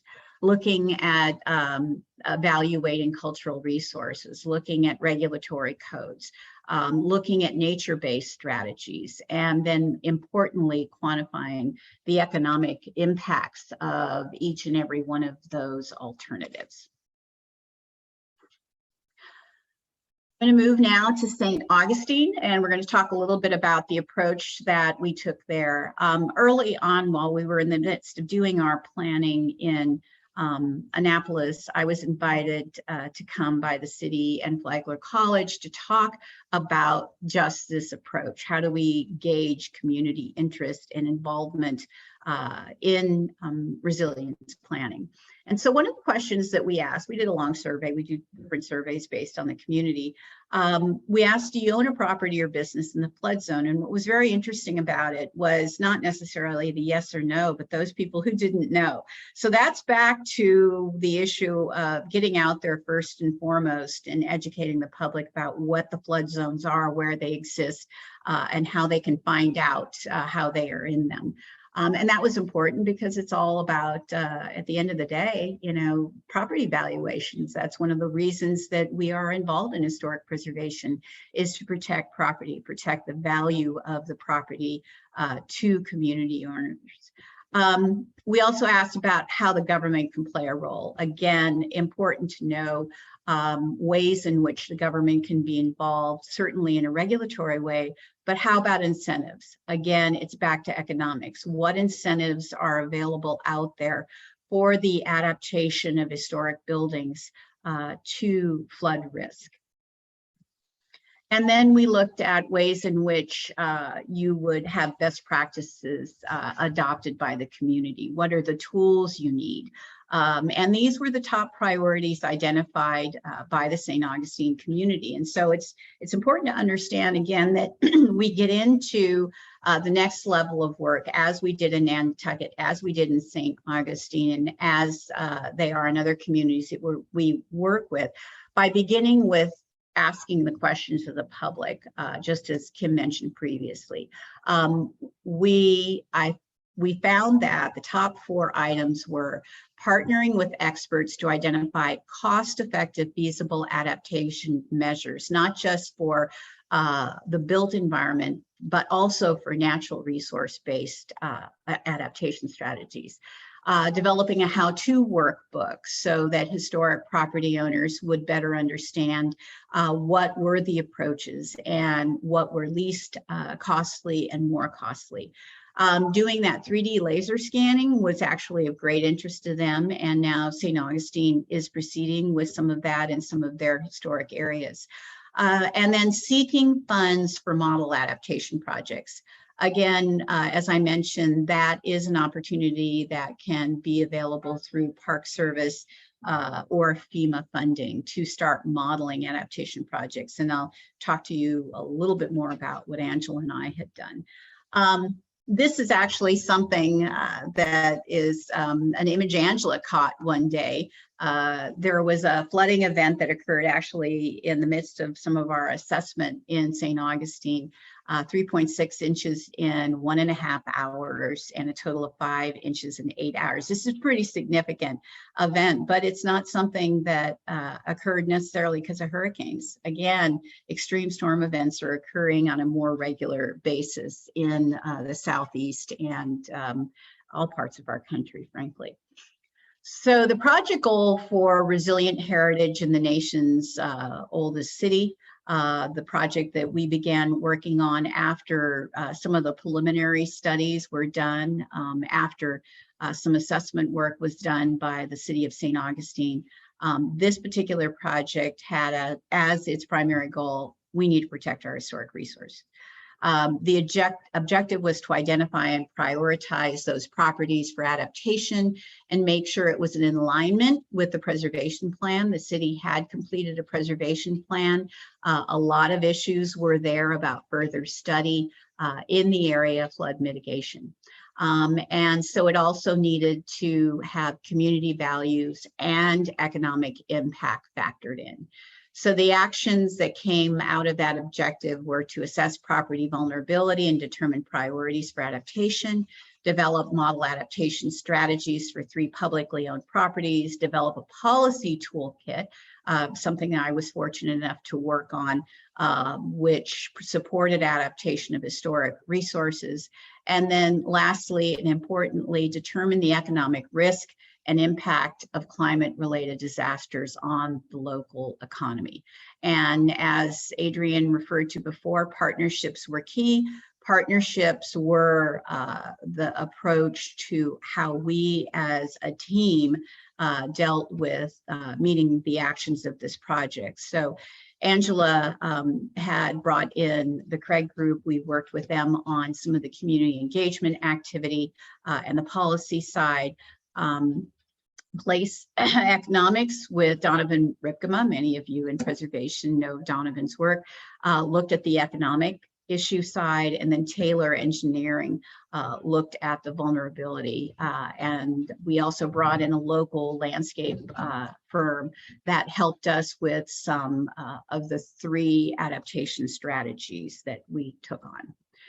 So looking at the work that was completed by Place Economics, we had a number of evaluation measures taken by Don and his firm.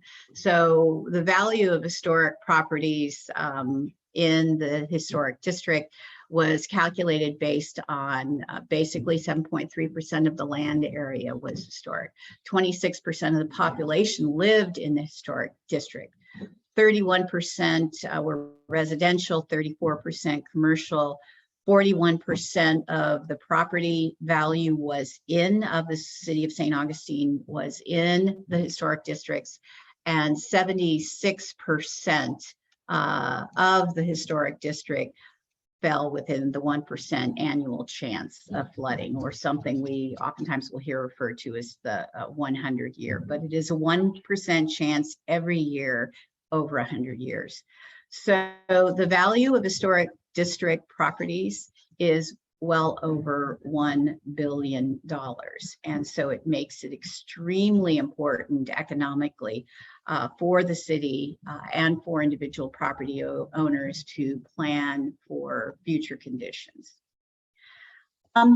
Taking a look at the economic impacts of heritage in general in St. Augustine, that analysis had not yet been completed. And so what we were able to do, Don was able to do with his team, was identify what those actual impacts were.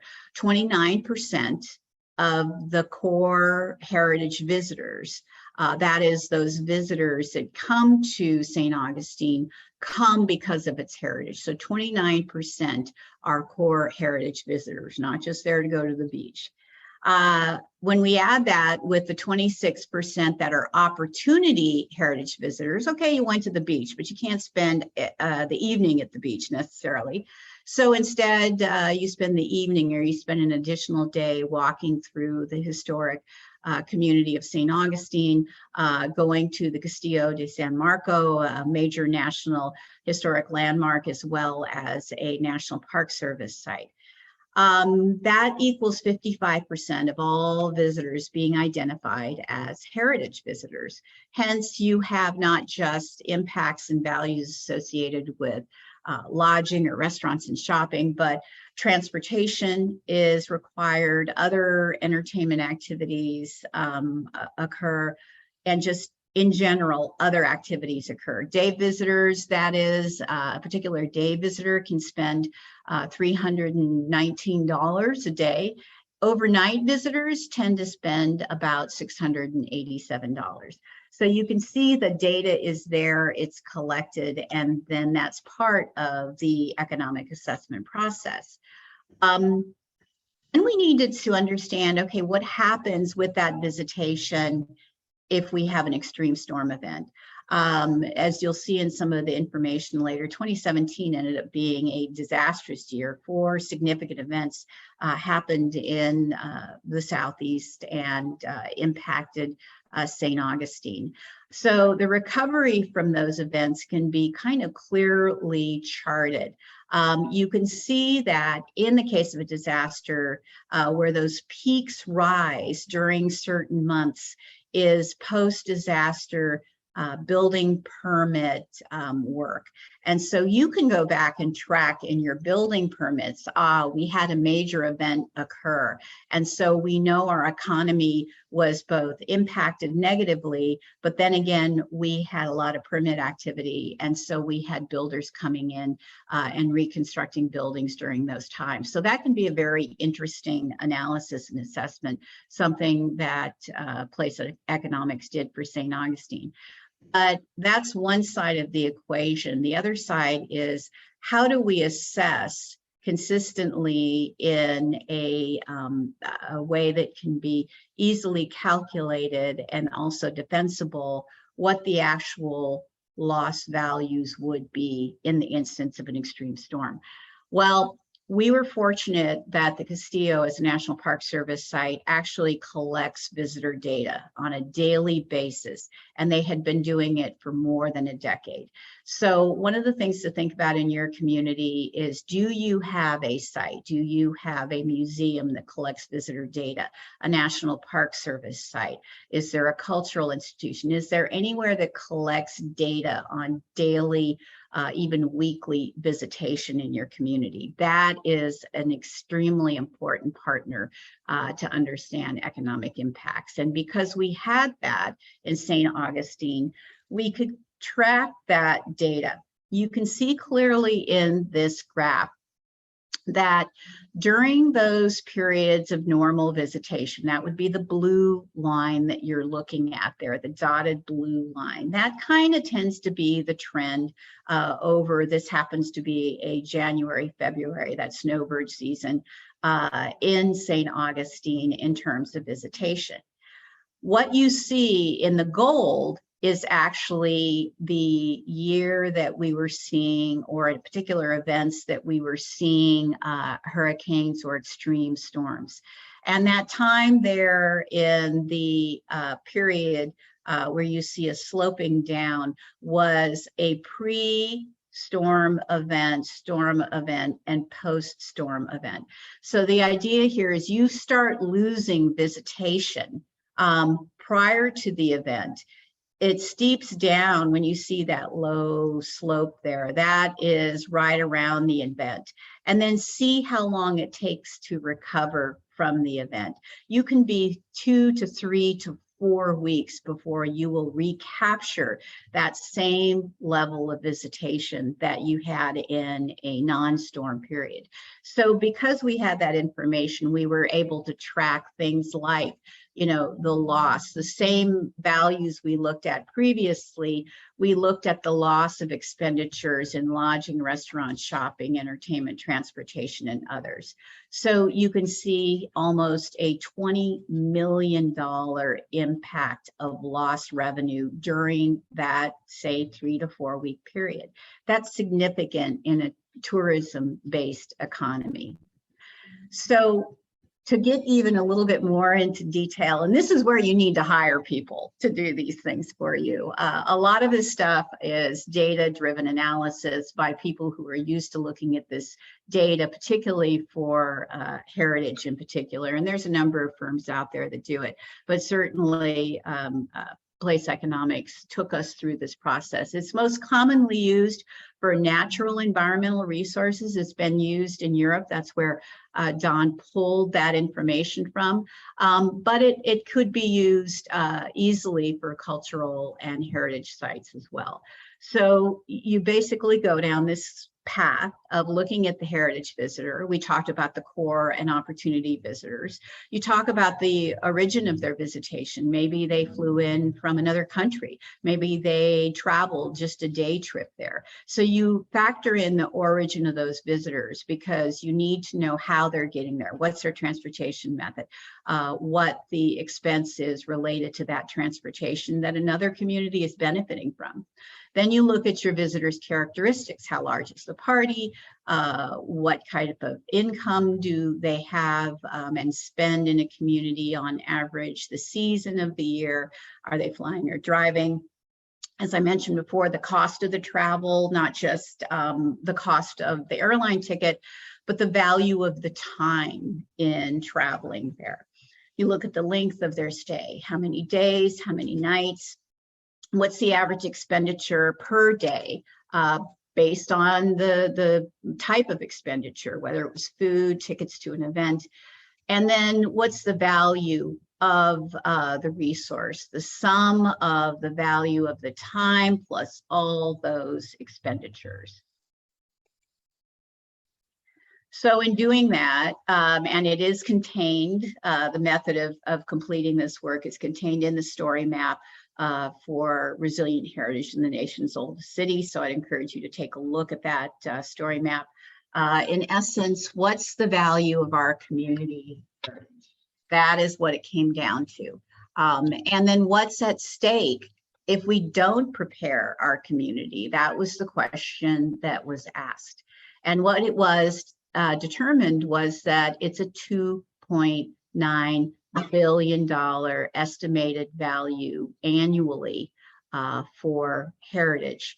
And that is what we had the potential to lose in St. Augustine if we weren't planning for future sea level rise and extreme storm events.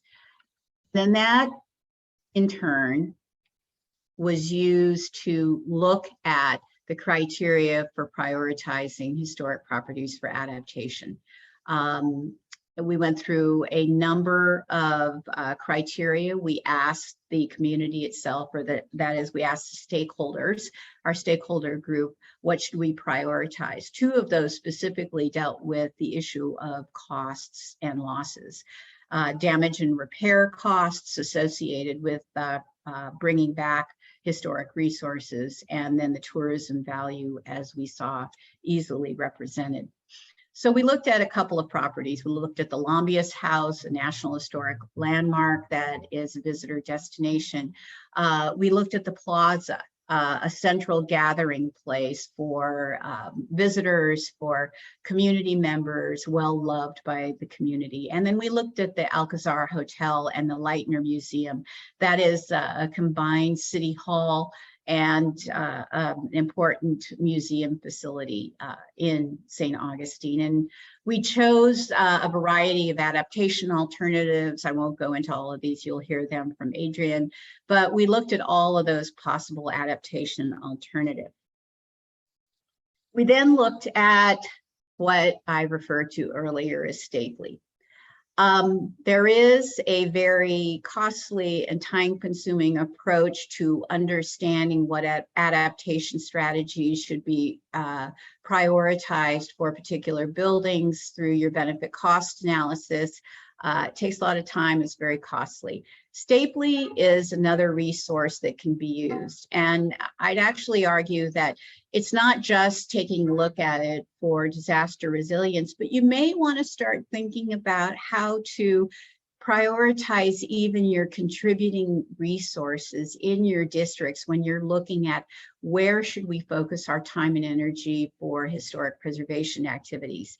Yes, contributing buildings are all equally important in some ways, but your community evaluation process will tell you what places really reach the public sentiment factor. And so Stapley is, again, a tool that can be used to measure your social values in your community. Why is this place significant? And how do we use social values to measure that? Technical aspects of an adaptation strategy. Is it even feasible to build a seawall? Technically, it may not be feasible to do so. Administrative, can we actually manage this? Can we operate? Can we set up rules and procedures administratively that will be effective? Is it a no-go politically? For example, a seawall was a no-go in Annapolis politically. No one would want to wrap their arms around that and say this is the be-all end-all tool. So politically, it made no sense to our elected officials or that we had any kind of advocate to advocate for that. Legally, is it even possible to do? There are some regulations that have to be changed to put forward adaptation strategies that may not be currently legal. Economics. And I'll talk more about that in a minute, and some of the tools and questions we ask on that. And then lastly, is it environmentally valuable or beneficial? So this is a good tool to use to evaluate your historic assets for adaptation. So here are some of the baseline questions you end up asking through that process. Social, is it community acceptable? Does it have an adverse effect on a segment of the population we do not want to affect adversely? Do we have vulnerable populations that do not want this strategy to be implemented? Going through all of these technical, administrative, political, legal, we get to economic. So what is the benefit of the action? What is the economic benefit? Does it save our community? Does it protect as it would if we spend $1 now? Will we save the $6 down the road that FEMA has adopted as basically what happens if you do not act? So let's put that $1 investment in to save that $6 down the road in the case of an event.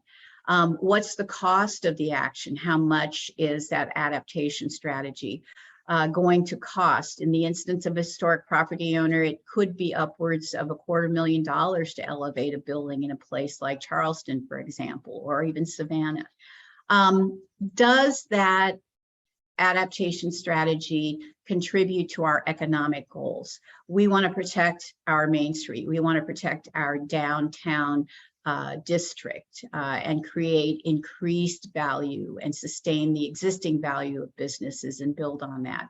So yes, that action could benefit. And then finally, is there outside funding available to create this adaptation strategy?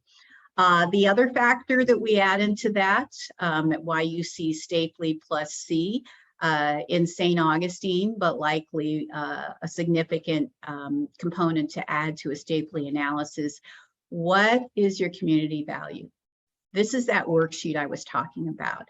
This is where FEMA wants you to understand the true impact and value of your historic assets to your community. What is the effect on historic designation if you lose this asset? What is the geographic context of your significance? Is it important to the region? Is it just important locally? Is it just important to the state? What's the level of its designation of significance, local, state, or national significance?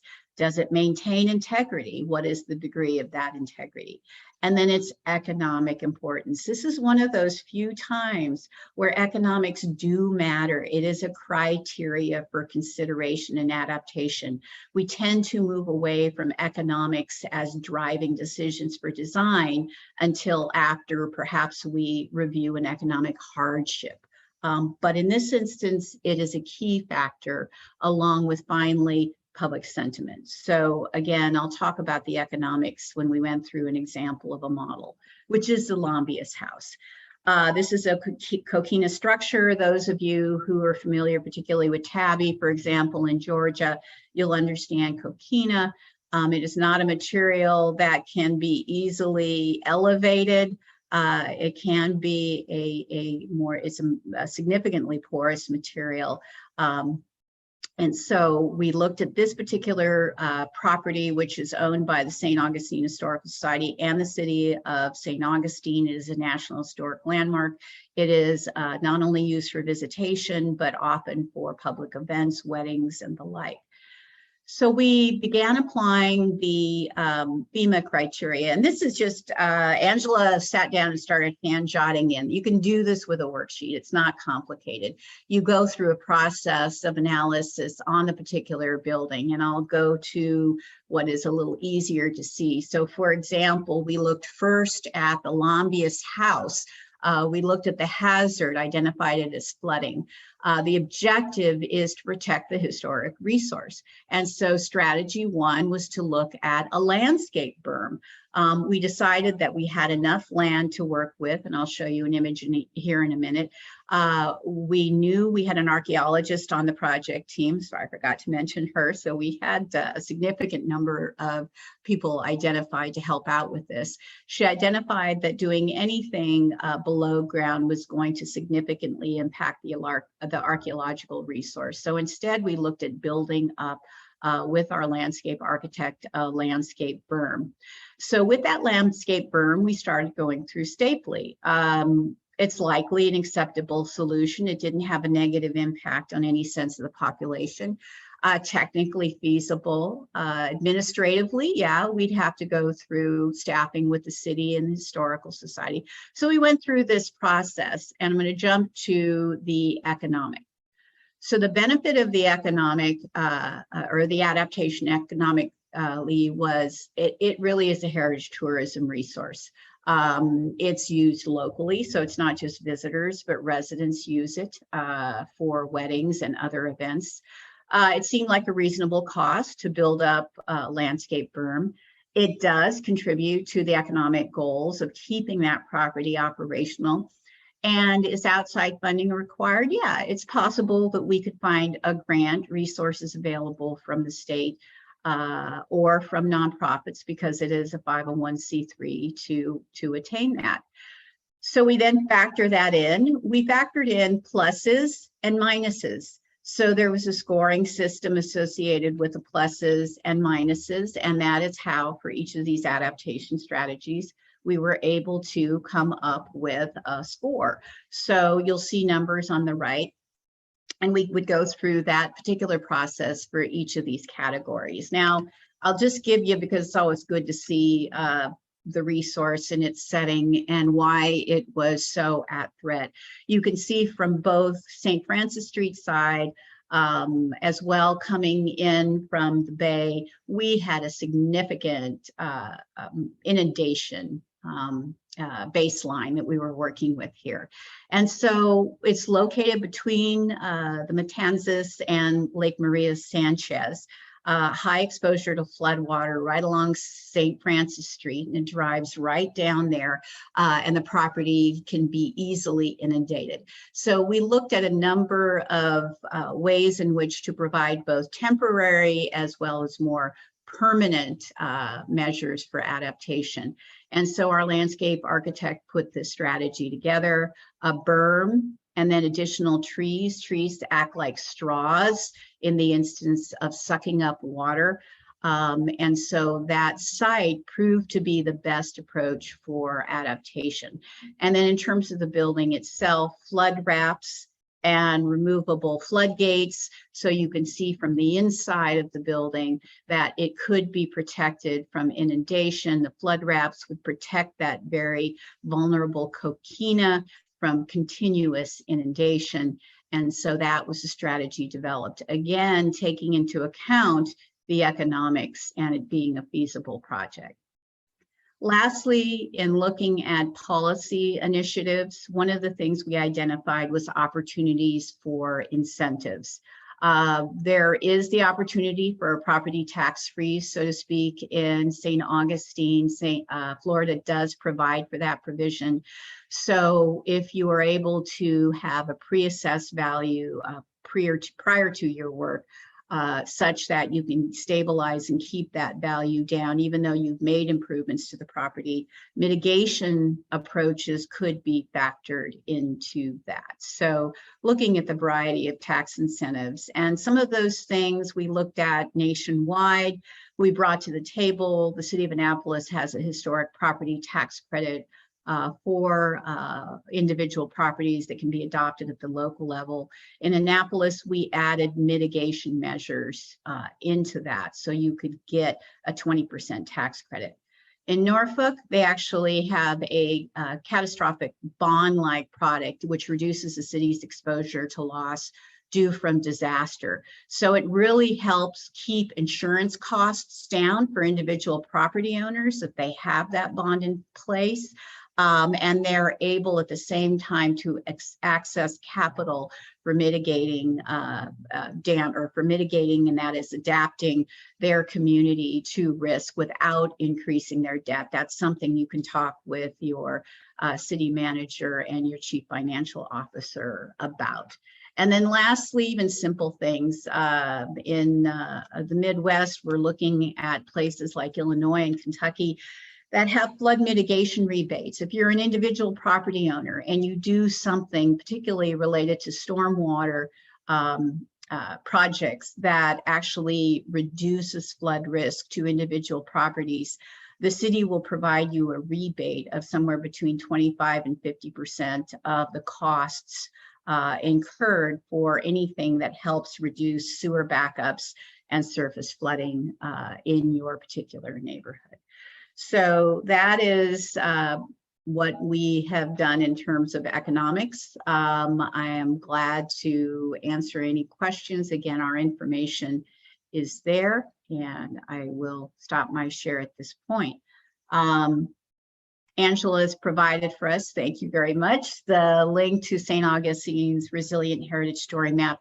You can find a lot more information in there. And I encourage you, many of us have used story maps for tours before, basically virtual online tours of communities, but it has so many other valuable ways in which you can use it in your community. So again, it's certainly worth having that conversation. It's an Esri geographic information system tool. Again, you might reach out to your GIS staff for more information on that. So are there any questions? Does anybody have any thoughts or how to get started or anything like that? While we're waiting for questions, I wanted to provide an update on what's happened since we finished that report 2 years Great. ago, Lisa. The chief resilience officer for the city of St. Augustine told me that they really love the value, that heritage tourism value that Place Economics provided in our report, and that they've been using it for FEMA benefit to cost relationships when they're applying for FEMA grants. So they recently got several $1 million in FEMA grants to help protect the historic core of the city, because they already had that. These are the costs of a disaster. So I think I just heard that recently, and that was really great feedback, because sometimes, we come in as a consultant and we write a report and we have all these great stakeholder meetings, and then it sits on the shelf. But just to know that they had been able to take the data that we had gathered in the report and produced, and to use it to apply successfully for FEMA BRIC grants, just really kind of made my day. Yeah. And it becomes more and more important, exactly as Angela said, when you're going to get the money, because it saves you a lot of time. If you've already got this economic information, then FEMA isn't going to, or your state emergency management isn't going to put you off for the next round, because you're giving them what they need. So that's extremely important. I also, Allison, I think you wanted to say something about getting involved with emergency management, or have I lost Allison at this point? I don't see her there. Okay, so what I'm going to say is contact your SHPO office. If we had mentioned earlier about being involved with updating hazard mitigation plans or learning more about training opportunities, use your State Historic Preservation Office as your conduit for that information, because Allison had mentioned to us earlier that is something that they want to be involved with. So if you need information, have information, please contact the SHPO, and they will be glad to assist or facilitate your involvement in any updates of hazard mitigation plans. So, okay, with that said, we get a 15-minute break. So go get your coffee or do whatever. But come back. Thank you. Come back. You need to have some type of a Halloween item. Okay, whether it's a hat, whether it's, I don't care what it is. Just bring it back so that we can take a great shot of us all in our Halloween gear in some way, shape, or form. So we will see you back in 15 minutes and take a photo at that time. So thanks a lot.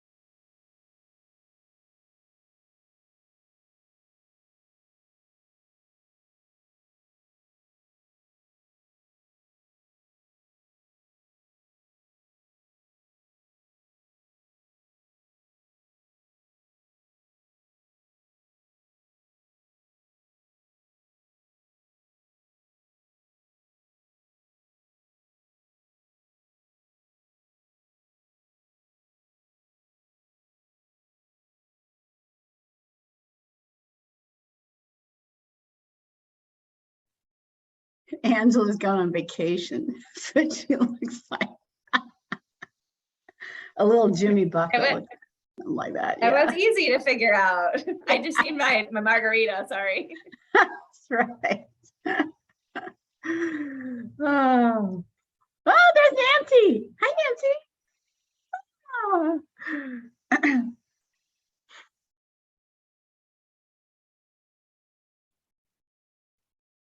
Ooh. All right. Happy Halloween.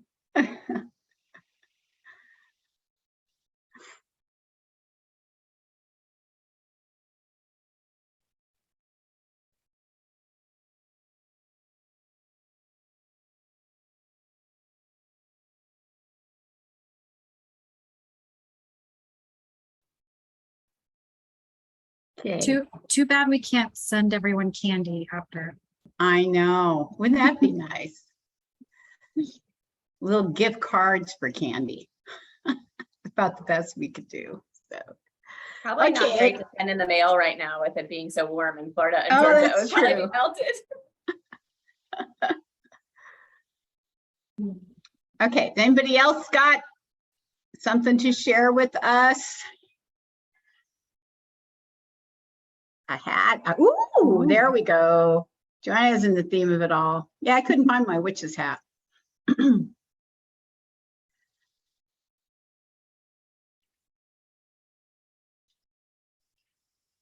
Anybody else?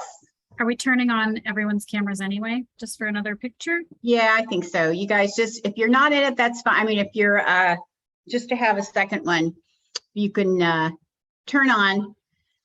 Maria always likes us to get some different shots. So there you go. Page looks cool. Good job. And then we'll, Kim will take the shot this time. Maria had to step out for a minute, so. Give another minute or so for people to turn on cameras. I know it's painful.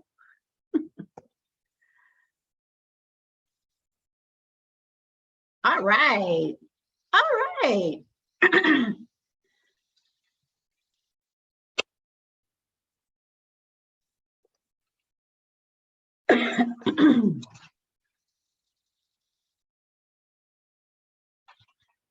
Okay.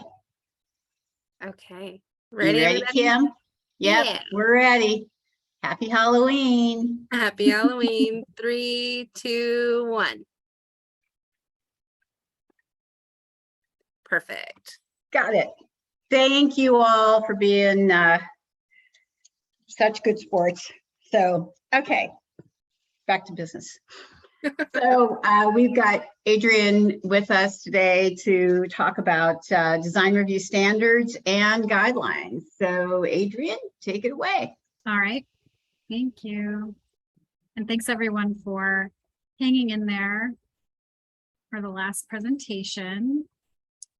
So I'm going to be talking a little bit about the Secretary of the Interior standards and federal guidance around design review, and then a little bit about state and local. So some of the things we'll talk about in this presentation have been touched upon in the prior presentation. So hopefully it'll also be a little bit of a good review.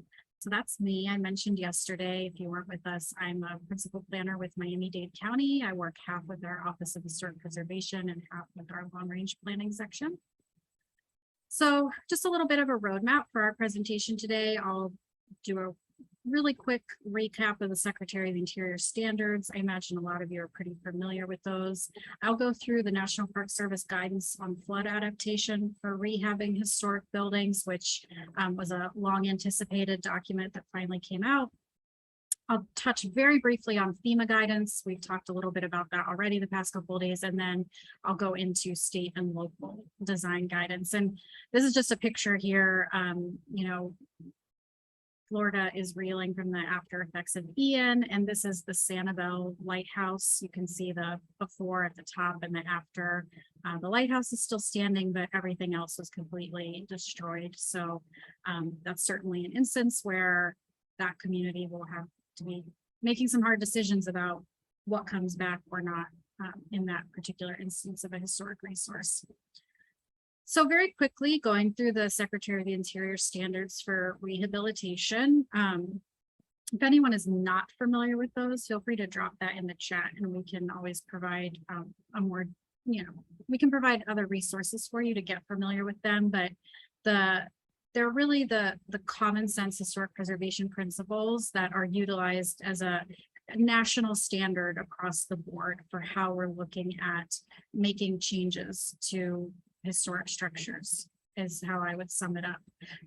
These are the rehabilitation standards are one of the 4 sets of the Secretary of Interior standards and the most commonly utilized. So there really are intended to be a common set of language that people engaged in preservation can utilize. And they can be kind of summed up into these 10 categories, which I really like this because it's an easy way to remember the Secretary of the Interior standards for rehab, without having to remember all the words that go with it. We have finding an appropriate use, preserving historic character, not creating a sense of false history, preserving significant changes, preserving historic fabric, repair before replacement, always be gentle, protect archaeological resources, use compatible new design, and new construction must be reversible. And I love that. I think it's just such an easy way to sum up what the 10 standards are trying to accomplish.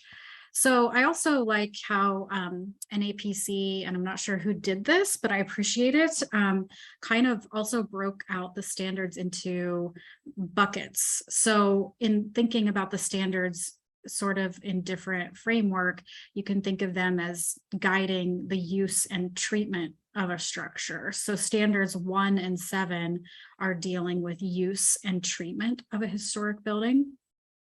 Standards 2 and 3 are dealing with retaining and preserving the historic fabric of that historic structure.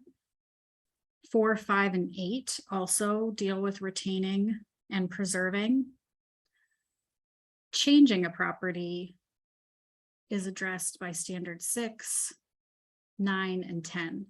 And so I never really thought about the standards that way in terms of breaking that down into those sections, but it really helps me understand them differently. And I've been working with them for years. So I really like that subset. And I think it's a good way to help explain the standards, maybe to your boards or your commissions who are new to this. It really helps break down what can seem a little tedious or complex into what the goals are of these standards. So that was very, like I said, high level. I'm not going to spend too much time on the Secretary of the Interior standards. Again, those are the baseline. And many of you who responded this morning said, you utilize those within your guidelines locally already. And that's really common. And some communities don't have their own design guidelines and they wholly default to the standards. So, if you're a CLG, you're utilizing the standards. So hopefully everyone's pretty familiar with those. You might not be as familiar with this set of guidelines, which the National Park Service issued, and it's specifically looking at flood adaptation for rehabilitation of historic structures. And our office just happened to get a hard copy of these guidelines last week in the mail from the National Park Service. I don't know if those went out to all CLGs across the country or how that happened, but we literally just got the hard copy of these last week. But they are available online. And I believe there are even some videos about it too that help serve as a basis for training, but we'll talk a little bit about it today.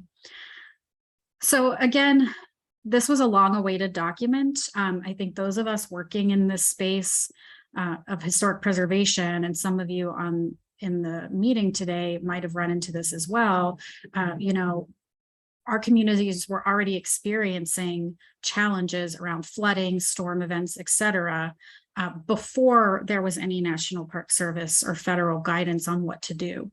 And so local governments were kind of scrambling and just having to make decisions on the fly, but there was a lot of question about, well, how does that impact, our relationship to using the standards? How does that impact our relationship to a National Register listing or tax credits?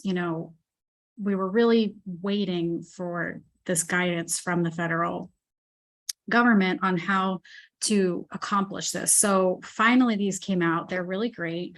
And they are intended to be used in conjunction with the Secretary of the Interior standards for rehabilitating historic buildings. So they're, working in tandem, but similar goals, how to preserve historic character while still meeting the Secretary of the Interior standards, and how to appropriately adapt historic buildings to be more resilient. So I'll go through examples of each of these, and Angela touched upon some of these yesterday too. So we'll just get into a little bit more detail about them.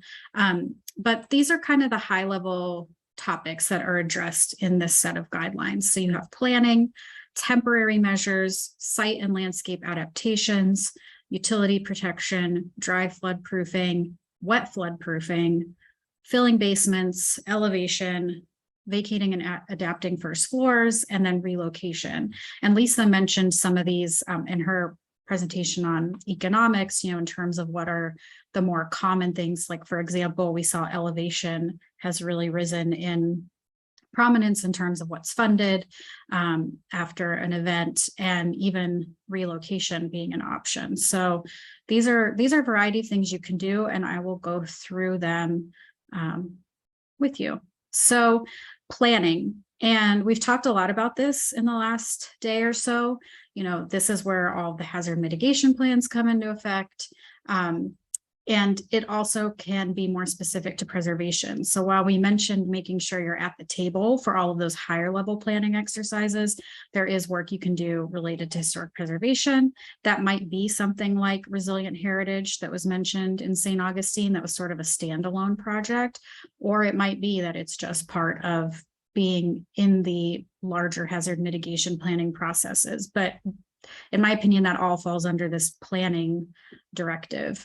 And, a lot of this also, this is where I think documentation really comes into play.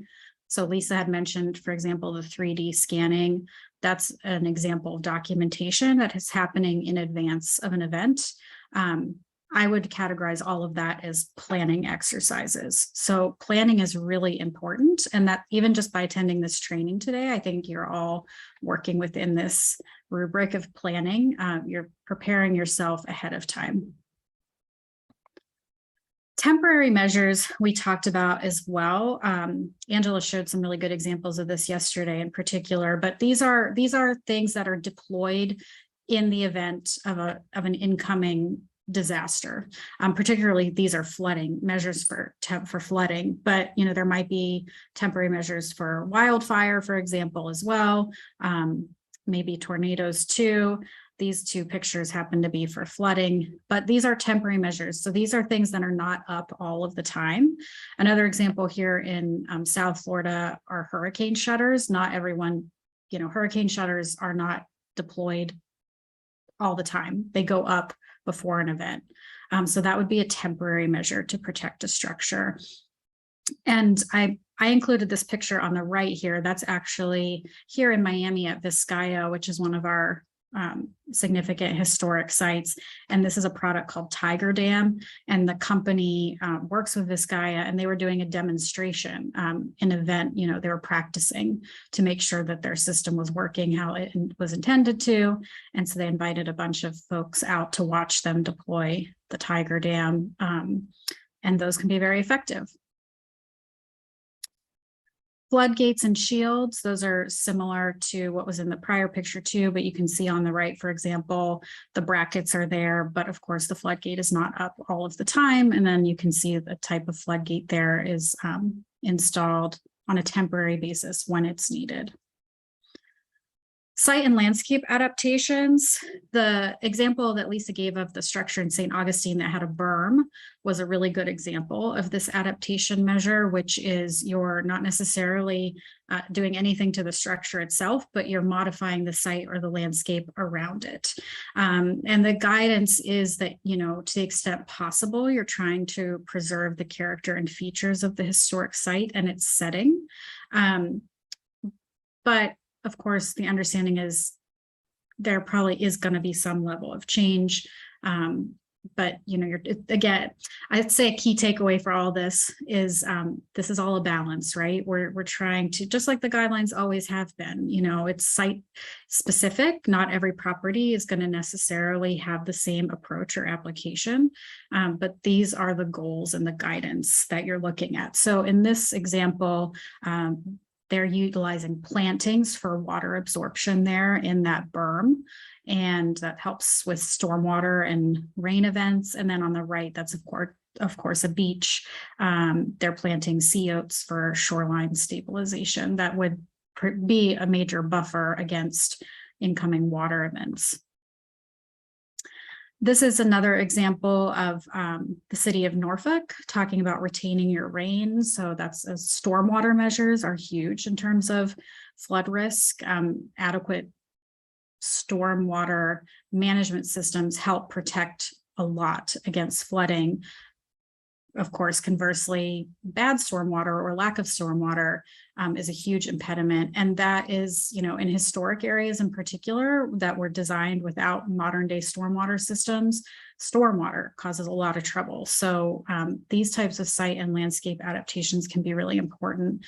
And working with your stormwater folks, whoever that might be in your jurisdiction, they're another good group of folks to get involved and talk to. And then on the right is living shorelines. That's an alternative to hard engineering a shoreline. So for example, a seawall.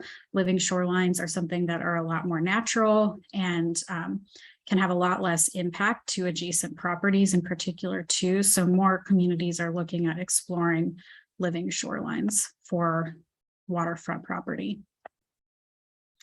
And then something like this, similar, the prior slide had the rain garden in the median there, the similar with the grasses, and then the bricks are permeable pavers. So reducing impervious surfaces in a historic district can be really helpful.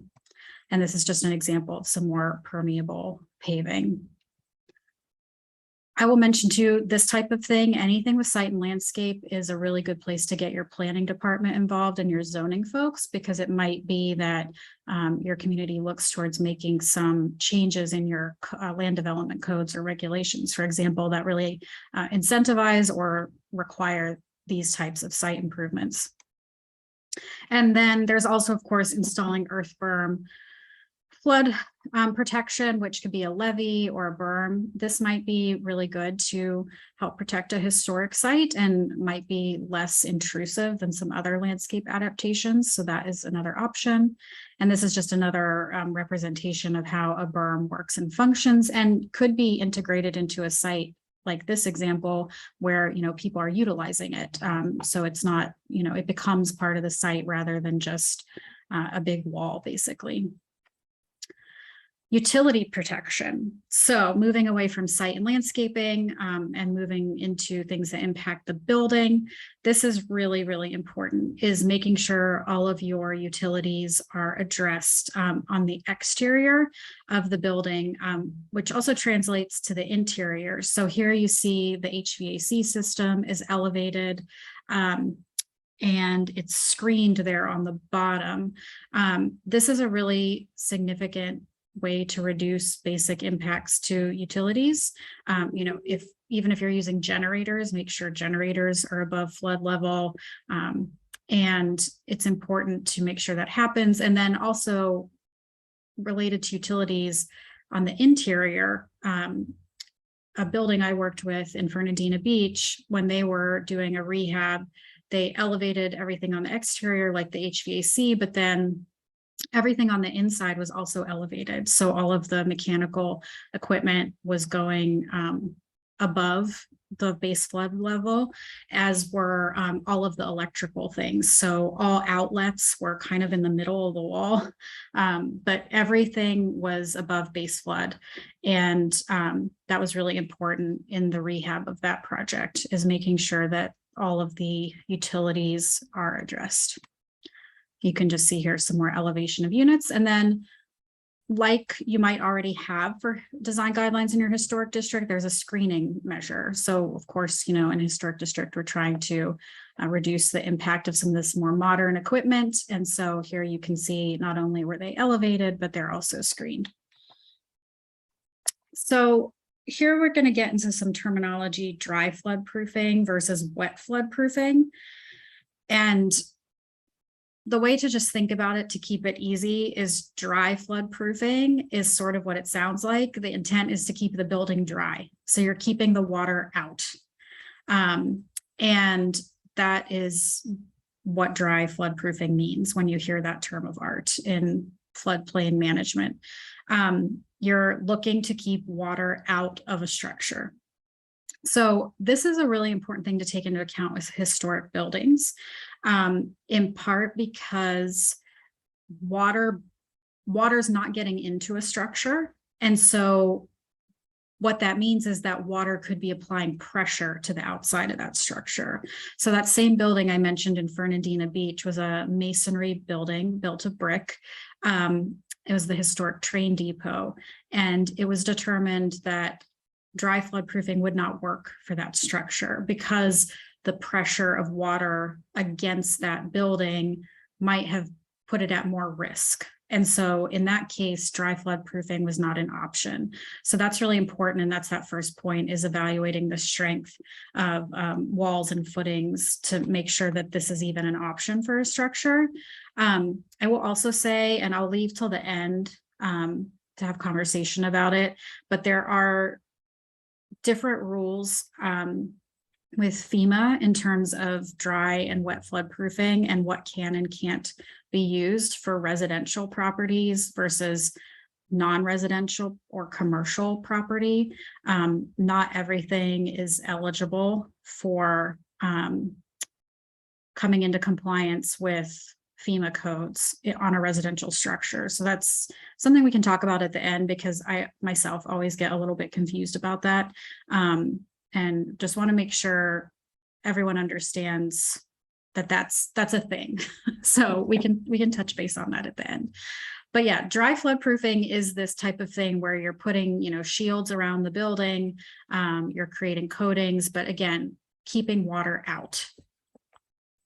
So these are just some other examples you can see here of including the dry flood proofing around the structures.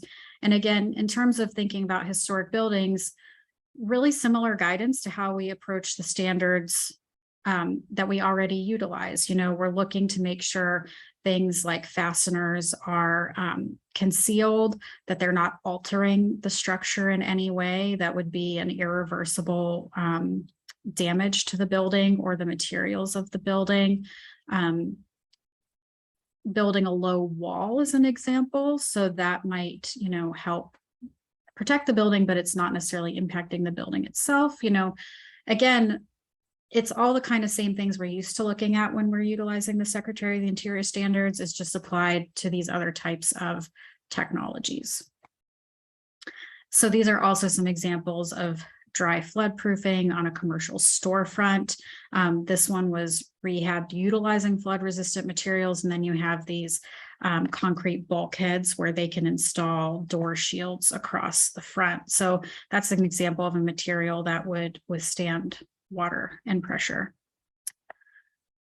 Another type of dry flood proofing would be designing infill buildings. So we're looking at new construction.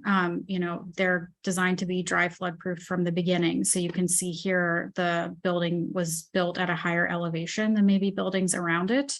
And we'll get into elevation because that's always the big one. I think everyone has questions about. That's coming. But you can see here the infill construction was definitely built at a higher elevation, and you have to utilize stairs or a lift to access that first floor entry. So wet flood proofing is kind of what it sounds like too. It's letting water in.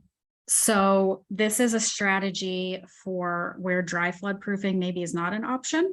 And in the case of the train station I mentioned, this was the option that was chosen. It was to just let the building flood. And so that's why it was really important that the utilities were elevated, that all the electrical was elevated, because it was anticipated that in the event of a hurricane, high rain event, or even just stormwater system not working well, that the building would flood.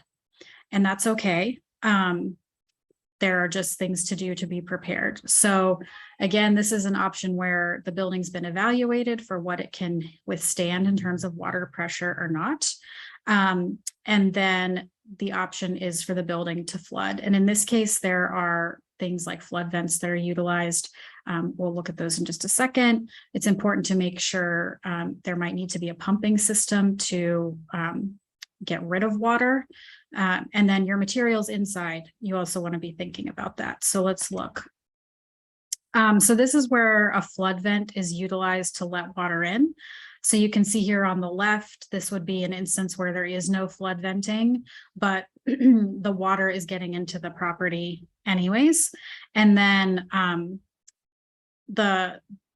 this is something probably Angela could explain better as an engineer, but it's talking about the unequal flood forces. So you have this differentiation in water level, whereas if you let the water flow in, it's creating an even level of water. So the pressure is distributed versus where you have more water building up on the outside. Does that make sense, Angela? Yeah, and I think the Okay. easiest context is to think about that structure on the left is going to want to buckle. You know, it's got pressure up here and down here, and so it's causing a kind of an overturning force.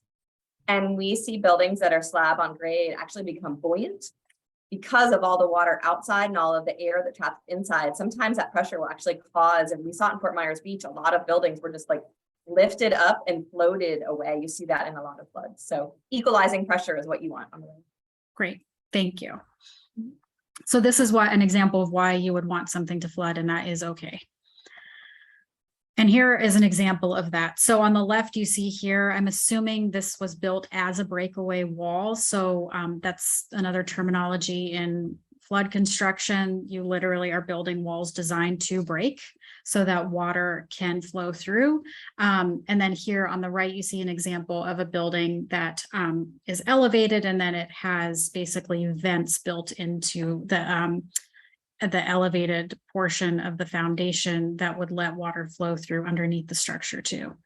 And let's see, we might get to it in a couple slides, but just keep in mind the picture on the right, that might be an example of a type of foundation system for wet flood proofing that fits into your historic district in terms of the materials that are utilized and the design of that foundation. So here you can just see, again, letting the water flow through. There might be different options for what this looks like in terms of design. And so that's something where you would take into account your community, the districts that you're working with, the architectural styles, and what might be options for this type of wet flood proofing. And this is an example of foundation flood venting that would allow water to flow through, but doesn't leave it open all of the time. And then here is where flood vents were added to a brick foundation, and they have some venting there so that I'm assuming the picture on the right has a little bit, that's for airflow is my guess. But if someone is sure, let me know. So this is, again, wet flood proofing on the exterior, but I think this is where we'll start transitioning into talking about the interior. And you could see here, this is a building that had flood vents installed, and you can see that they are working and that water is inside, and that's where that pressure has been distributed evenly.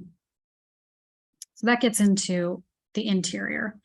If you're going to have a building that's going to flood, you're going to have to start thinking about the interior of the structure and how it will be impacted by water. And so this is where you might need to retrofit with water resistant materials. This was something that early on when I was working in this area and had questions about how we would deal with, for example, the historic district where I worked was largely at grade slab masonry structures, commercial buildings. And that would be really difficult to elevate or relocate. And so I happened to be in Alexandria, Virginia, and met up with their planner who was already working on this. She took me on a great tour and showed me specific businesses that were working with wet flood proofing. So if you have that type of district where you have a lot of masonry attached structures, for example, in a downtown area, wet flood proofing might be the best option. And she showed me some businesses that were starting to especially make interior changes related to that and just preparing to flood.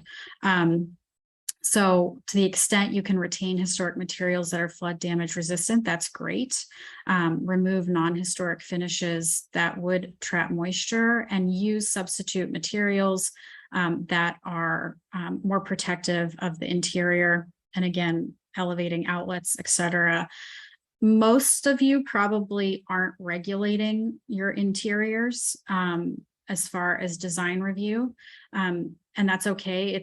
These are good guidance to give to property owners to let them know what they can do. And then in the event there are properties that you're regulating the interior, that's where you would need to take a closer look as far as applying the standards. But for example, in Alexandria, where I visited, some of the businesses already had their floors replaced at some point over the decades. And so they were choosing to replace with concrete floors. They were not putting in fixed furnishings on the first floor so that everything could be moved. So nothing was bolted to the floors, for example, no carpet, no anything fabric, nothing was placed at a low level. So things like that you can take into account. And then let's see. Hello, seems stuck. There we go. So this is an example here, showing exactly what I was talking about, elevated wall outlets. They put in water resistant baseboards, tile. Here is a marine grade wood floor, concrete, those types of things. So essentially what you're doing afterwards is clean up. In areas where you have a basement, filling the basement might be an option. In one of the prior pictures, we saw a basement where they were using flood vents, but then that's where a pumping system was necessary. So this just depends. Some of you probably in coastal Georgia, this isn't a thing you have to deal with, like we do not really in Florida, but I don't know, maybe some of you up in more northern parts of the state have basements in the mountain areas. So, this is an option to fill in basements where they just essentially can't flood.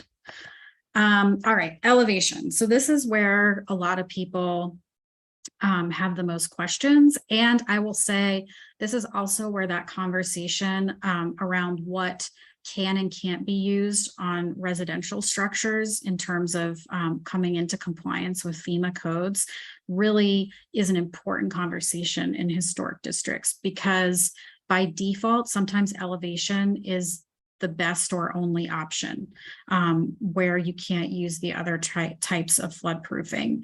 So elevation is definitely one of the biggest options we're seeing utilized for historic residential property. And I think it's the one that obviously has the biggest visual impact. And so that's why there's a lot of conversation around elevation. So again, similar standards, how you would think and apply standards, you want to try to retain, identify, retain, and preserve materials and features of the building that are important in looking at its historic character before it's elevated. And those are things you would want to try to retain after it's elevated. You'd also want to look at things like the site, setting, and design of the property. And then you can also think about, just like we think about changes to a building that have acquired significance on their own, right? Even if they were added later, those might be things that need to go along with elevation of the main structure, especially where it's an addition or a porch. So you can just see here on the left some different examples of a structure being elevated at different heights. So the biggest challenge is how to elevate and retain historic integrity. And you can see here a building that is in the process of being elevated. It's exactly on the water, and it is on a YouTube. And so I don't know if we plan to play that or not. It doesn't look like it. But this looks like a really good example of a structure that can be elevated. And I know when I first started thinking about elevation, I just kind of assumed elevating masonry structures would be impossible, but it isn't. And so, you know, there's where there's a will, there's a way. And so this is an example of a masonry structure that's being elevated. And then here you can see challenges on elevating, retaining historic integrity. So I think these look like they're from Charleston. And my guess, one of the challenges I know Charleston was wrestling with in terms of thinking about elevation was, you can see here on the left, the property's elevated, but the entry door has been retained at street level. So they didn't add stairs on the outside when they elevated the structure. You can kind of see, if you look to the side, the elevation took place behind that door. And so I believe they've built that into their design guidelines for elevation, is that they are trying to retain some of that original street level interaction where they can. And then versus what you see on the right, which is they elevated the entire thing, including the front. And, you know, neither is necessarily bad. And I would argue that they both are compliant with this guidance. This is another thing to think about, gets into what Kim was talking about community engagement and discussion, is that, like with anything in preservation, you really need to know where your community is. And so having these conversations about what the community members, the property owners think about these different options is really important as you start possibly creating your own guidance around flood adaptation. There might be a preferred alternative between these two, for example, in a community. So these are examples of what's being called low elevation. So the structures are not elevated terribly significantly. You can see they definitely have been raised on piers. They're utilizing lattice screening, so that in that case, that would allow the water to flow through. But, you know, they've had to add staircases, and they're doing some things specific to the historic structure. Like, for example, in the picture on the left, the stair landing is where the original porch originally was. So that's a nod to the original construction of that feature. But these are, you know, moderate elevations. Again, examples of low elevations here. And then that's in contrast, high elevation projects. So here you can see these structures have been raised considerably to be out of the flooding area, and they definitely look different. I think we can say it's safe to say they look different, but again, it looks like they really took into account that guidance, which was to evaluate the features that are important to the character of that structure before elevating, and doing their best to ensure that those features are retained after it's elevated. And you can see they have incorporated parking under the house too. Again, they're still screening using lattice to try to help, you know, hide anything that might be behind that. They've lined up the new piers with the original porch columns. There are a variety of design features here that, you know, they're making the best of a situation where they are, you know, it's necessary to elevate these buildings, but they're trying to do their best to incorporate the historic design. And similar here, similar project here with high elevation. And let's see, this one is extending porch elements. So just some of the things we already touched upon, you know, ensuring that the new foundation is compatible with the historic character of the structure. And oh yeah, the last one is a good thing too, taking into account the existing attributes and features of the site itself. So you might have a large lot size. You might be able to utilize the stairs and the steps or the porches in a way that kind of minimize the impact. So in this case, they extended the porch elements to help minimize the impact of what that elevation did. And you can see the columns in particular are the piers, but they integrated it into the porch design. In this case, there was a foundation that was rebuilt, and again, looking at compatible foundations. I'm not 100% sure about this example, but it might be related to the salvaging and reusing historic materials from the old foundation and incorporating them into the new foundation, especially on the elements of the building that are visible. So my guess is that's what happened here in this case, which is there must have been portions of this brick that were part of the historic structure, and they incorporated it into what looks like the facade, so that it was all seamless, and that was the visible section of the property, and then matching the new foundation to characteristics of the historic foundation. And here's where the screening comes into play.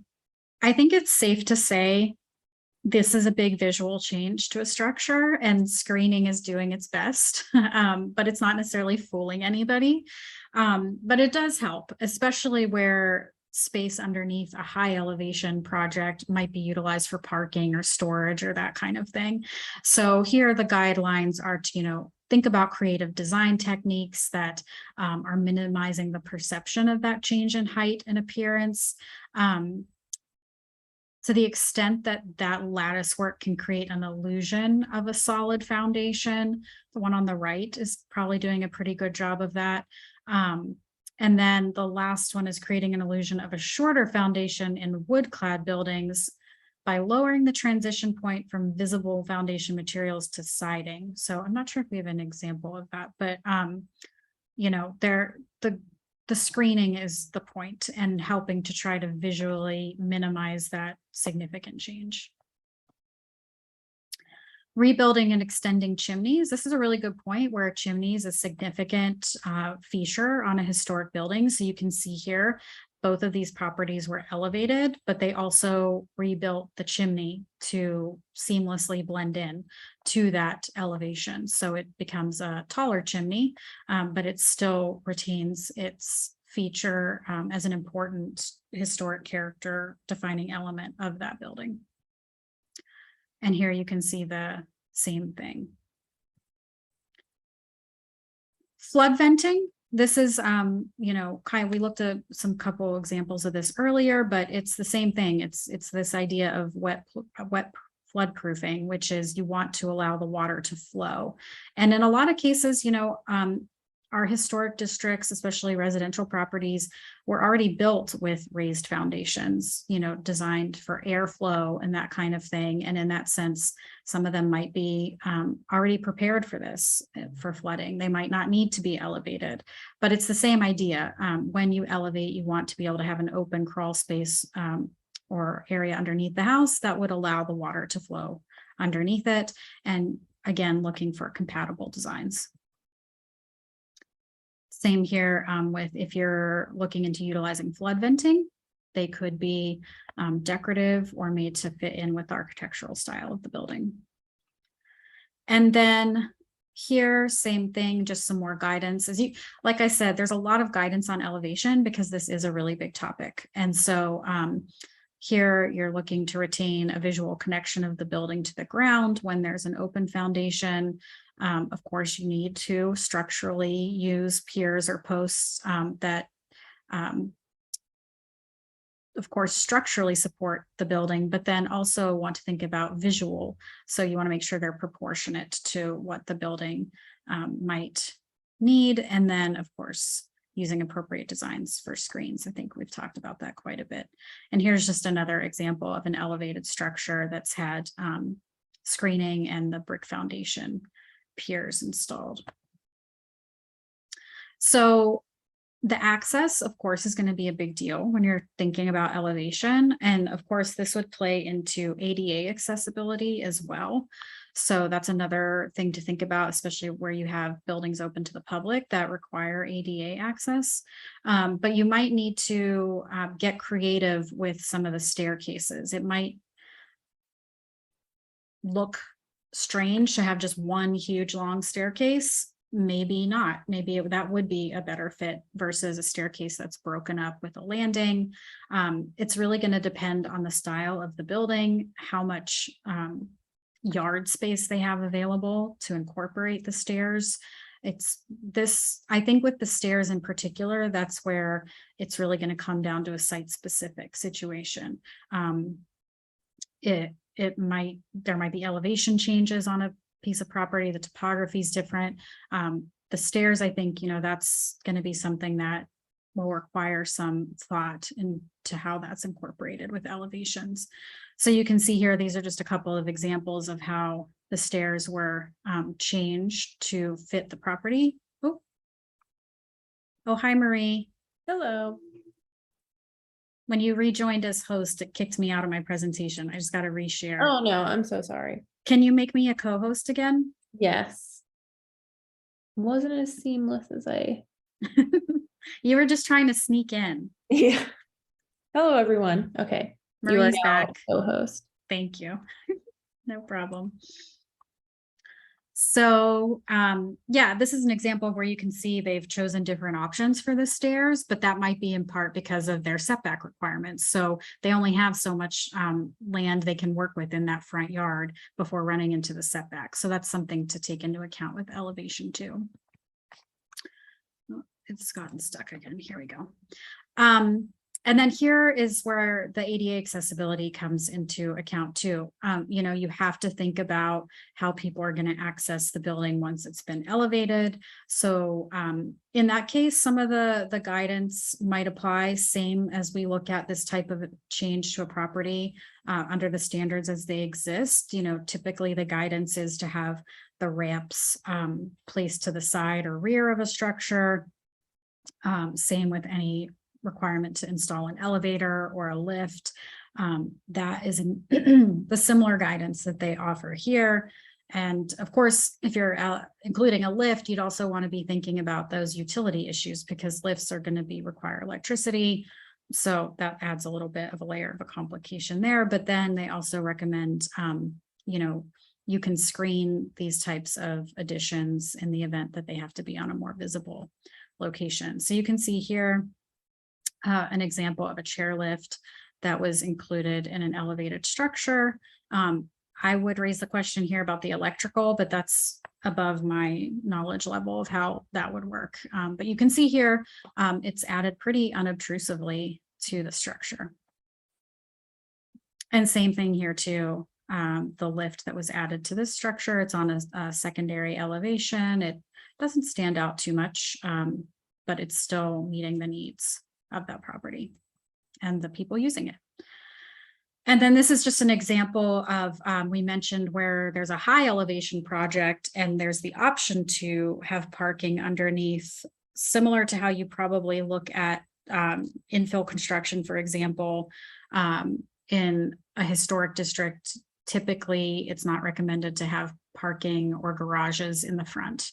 And so in this case, that's what it's showing. In the event there's a high elevation project where they want to incorporate parking, the guidance is to have the design coming in from the side or the rear of the property. And then there's also interior elevation, and this is more commonly, I think, utilized for commercial spaces, but depending on where you are, it might be for a residential property. This is where the outside of the building remains the same, but the interior floor, finished floor, is raised. So this might be, again, knowing your community, knowing your business owners, talking to them about their options. Some people might want a wet floodproof. Some people might explore this option if they have enough ceiling height. This is just another option for people, but it literally involves raising the floor on the inside of the structure. And so here are some examples of what that looks like. There's a ramp and staircase here. The bottom, the lobby, what is now a lobby area, has been made flood resistant, and the actual finished floor of the store doesn't start until you're up those stairs. But on the outside, as you can see, it looks exactly the same as it always did. And same here, this is another example where the outside of the building looks like it did when it was originally built, but when you go inside, the finished floor has been elevated. Okay, moving on from elevation, there's also, of course, an option to vacate or adapt a first floor. So kind of similar to the thinking of filling in a basement. You could abandon a first floor and just make it either, it looks like in this case, these are in Havana. I'm guessing it looks like those are wet flood proofed, They're actually abandoned. totally abandoned. Yeah, Phil took pictures of them, and I know that's an approach that's Angela mentions being looked at with property in St. Augustine. So they've abandoned those. So do they dry flood proof the first floor? You know, Phil took pictures when he was there in Cuba. So what he talked about was the livability of the second floors. They pretty Okay. much started to move, and you can kind of see the very top. It looks like they may have added an addition up I there. see. So, Oh, gotcha. Yeah. Yes, Yeah. thank you. Yeah, I'm curious what they're doing for the first floors, you know, just in terms of wet or dry flood proofing, what's happening to water that might be on the first floor. But anyway, the point here too is that the first floors are no longer utilized. So however they're choosing to deal with the water, it's not impacting people because they have stopped using that floor. And so things are moving upstairs. Of course, ADA accessibility, that things of that nature would be something to take into account here as well, for historic structures. So that is another option. And then relocation. And I actually was surprised by Lisa's figures that relocation funds were being reutilized or utilized for relocation as much as they are, because I always think of this as kind of a last resort for historic structures. In general, I think we do as preservationists. You know, just if a property is threatened with demolition in its current location, et cetera, relocation is kind of always the last thing we want to do because it takes it out of its historic context, et cetera. But I'm a little surprised it's utilized as much just because of the cost. I mean, relocating structures is not a simple thing to do, but it is an option. And so, you know, in this case, you can see a property that's on its way to being relocated. And then whenever it's on its, you know, ideally you're moving it out of the floodplain, out of a coastal high hazard area. I would imagine that's the goal, to not relocate it to somewhere where you still have to do all those things. But I guess it depends on what's available. So that's, you know, another option. So that kind of comes to the end of that National Park Service guidance. I'm going to just really quickly run through FEMA guidance, and then I'll hit on the local design standards, which is probably of a lot of interest. So some of the stuff's already been mentioned, but FEMA is a wealth of knowledge. It's a library in itself of all the documents you can download or request to be sent to you in hard copy still probably. But all these things I talked about, FEMA has guidance on all of it at a very technical level. So wet flood proofing, what are good flood damage resistance materials. And again, none of these on this slide are specific to historic structures, but they still have good information and information that would be applicable. So definitely recommend checking out the library of FEMA documents, how to protect utility systems, requirements for flood openings, ways to protect your home with retrofitting, etc. They also talk about utilizing nature-based solutions on a more community-wide level, community resilience strategies. So there's so many resources available from FEMA. Really, really good. Here are the ones specific to historic structures that have been mentioned already. And then I'm sorry, the one on the right is blurry, but that is how to look at reducing flood risk for residential structures that can't be elevated. And actually, I don't know if I've seen that one, and that sounds like a really good one, because I mentioned there are some challenges with FEMA and what is and isn't allowed for residential structures in terms of dry and wet flood proofing. So where elevation isn't an option, I have to check that one out myself.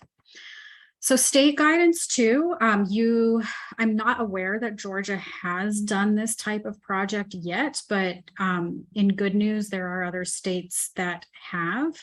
And these are just some examples from Florida, Mississippi, Louisiana, and Maryland that provide some state level guidance about how to approach flood mitigation and elevation design. Florida is in the process of wrapping up a new document that's going to be really good, that goes into a lot more detail on mitigation and adaptation for historic properties. This document on the left is many years old at this point, so it's going to be great to have an update.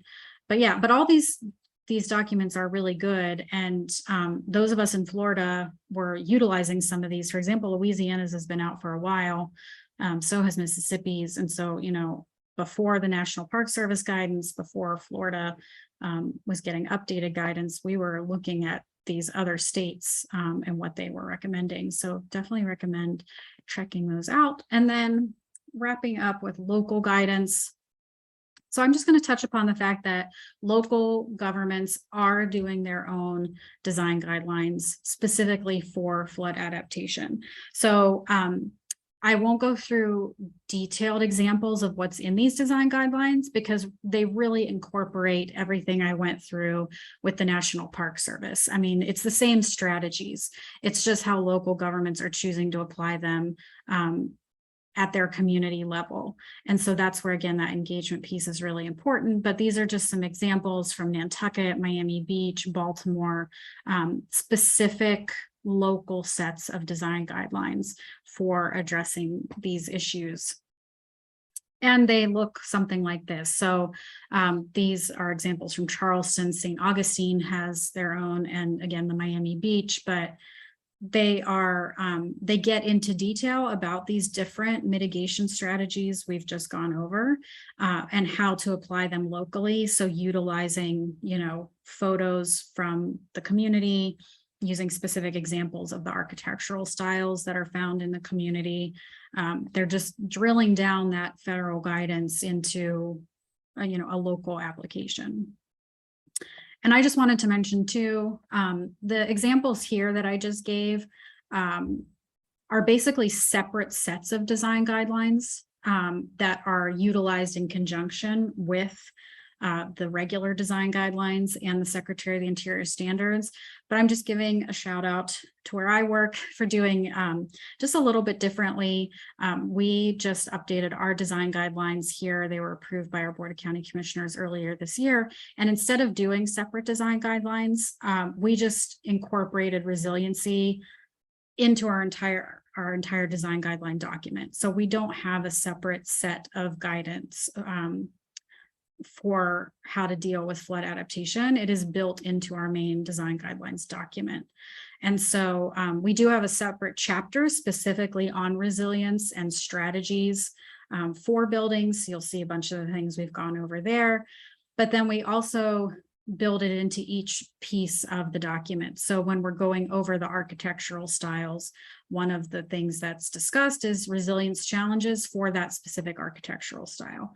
And then when we go through the guidelines themselves, as far as dealing with, you know, windows and doors and additions, et cetera, each section also has a component that deals with, here are things you should take into account relative to entrances and doors when you're dealing with resilience issues. So we chose to just completely integrate it versus having a separate document. And then other issues, you know, this is just, we're seeing things change so rapidly. You know, there are things we have to take into account, like rain, extreme rain events, like was mentioned in St. Augustine, like, you know, however many inches they had in one day. You know, we're dealing with things like tree damage. And in this case, this property, you know, that might not be salvageable. So that's when you start getting into things like demolition and new construction and how you'd be reviewing for those as you would do in your community. So, you know, tornadoes were mentioned, you know, wind damage and tornado damage can be very significant. So maybe in communities with tornado that are subject to a lot of tornadoes, you're going to be looking at mitigation for how to bolster buildings against wind damage. That's something we have here in Miami-Dade. We have an extremely strict building code, in part for wind. And so, you know, impact windows, that type of thing, you know, you might be getting into looking at that type of issue that you'd address more locally in your local design guidelines. So wrapping it up, taking it away, I can't emphasize enough the need to survey and document historic properties before something happens. That's so important. Again, coordinating guidelines. If you're in a community that also has state guidelines, and now we have this National Park Service, guidelines, kind of working those all together. How do you apply standards during a mitigation, but then also during recovery, like I mentioned, with looking at infill and new construction. Mentioning that local guidelines can be part of your main design guidelines or a separate document. Can't emphasize enough to working with your community. If you are going to create local design guidelines, what that looks like, what the community wants to see, taking into account local considerations. So these last two I didn't get into yet, but something that we addressed in our guidelines here in Miami is that we reference the Secretary of the Interior standards. They're included in our guidelines. But we also specifically wrote in language that says where at the local level a project's needs might dictate deviating from the standards. We're okay with that at the local level where it's for a resilience project. So in other words, we reserve the right in Miami-Dade County with our preservation program to deviate from the standards if we find that, they're looking at our guidelines locally, we're meeting the goals of our preservation program to allow some type of mitigation that maybe the standards wouldn't necessarily allow. We haven't run into that exactly yet, but we wanted to build that flexibility in because resilience is such a huge policy goal here in Miami-Dade County. It really, everything our county is trying to do is from a resilient perspective. So we wanted to build in that flexibility. I will say though, however, to this last point, that is great and it's good to have that flexibility. However, if there is a project that is seeking federal tax credits or a project that is going to be using grant money from the state through the CLG program, for example, that might not work. There might need to be a more stringent application of the standards. And so keep that in mind in terms of, I'm really big on flexibility and taking into account the needs of a local community. That still though runs into the issues of tax credits and grant projects that still rely heavily on the standards. So it's just something to keep in mind. It might not work for every project to be flexible in that sense. So those are kind of the takeaways. That's my contact information. I appreciate everyone listening and hanging in for the last conversation, and I will turn it back over to the group. And I don't know, I know in particular, I mentioned touching upon the dry versus wet flood proofing and what you can and can't do for residential. If anyone wants to clarify that a little bit, I would appreciate it too, because I sometimes forget. So yeah, and then it looks like we do have at least one question coming in, so we can get to those as well. Thank you. Yeah, actually, we've got two questions. For question number one, rehab and adaptation materials and labor can be costly for property owners. Aside from federal and state grants, are there low-cost options for owners to get help on the front end with architectural planning and design? So that's the first question. I mean, that's a tricky one, and we get that question all the time. And the reality is for privately owned property, there really aren't grants available. This is where local incentive programs can be huge. And I know not every community has them. Like, for example, we don't have front end incentives for people. We do have tax exemption program once you've made the improvements. But it's a great question, and regardless of whether it deals with adaptation or not, it's a question we get a lot at the local level, and I bet a lot of you do too. So I would really encourage local grants or local improvement grants. I think the front end question, I think with adaptation planning in particular, the front end question's huge, because how do you even know what your best adaptation measures are? You really do need a professional to help you with that. So I'm sorry I don't have a good answer for it. I think it's a great question, and you've identified a need for sure. Yeah, I think what I would do is, sometimes I know we were fortunate. We had an AIA chapter actually located in Annapolis.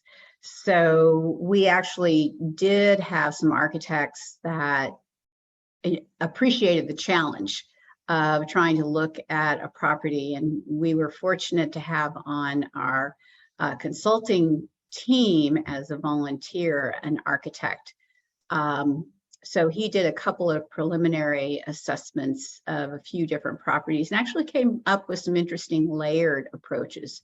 It's not always a one fits all. You may be able to use a nature base plus some type of a barrier system, plus, some elevation. It just depended on the particular property and site. So I would suggest that if you're asking and you're a commission member, that you reach out to, along with your staff, to some of the architectural firms in town to see if they've done any of that. And they may be interested in helping on the design, the upfront on a model project, particularly if there's potential for some funding.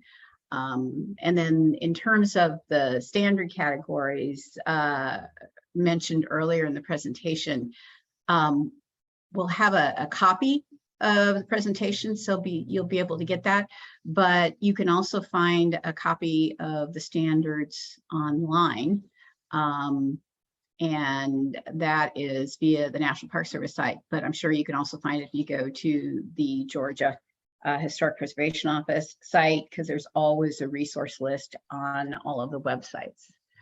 I'm also dropping in the specific categories, how they were broken good. out into the chat. So I'm working on that right Great. now. Great. So we'll provide that to you as well. So any other questions from folks? Okay. Well, as we've said before, you'll be receiving some additional follow-up information. And we would appreciate any comments, any resources that you don't see on that list that you might be looking for. And we encourage you to work with Allison. Allison, if you want to make a last comment about what you can provide or what the state has available, or for contacting you. I did mention earlier about how to coordinate with you on the emergency management, but we'll kind of leave you the last word. How's that, Allison?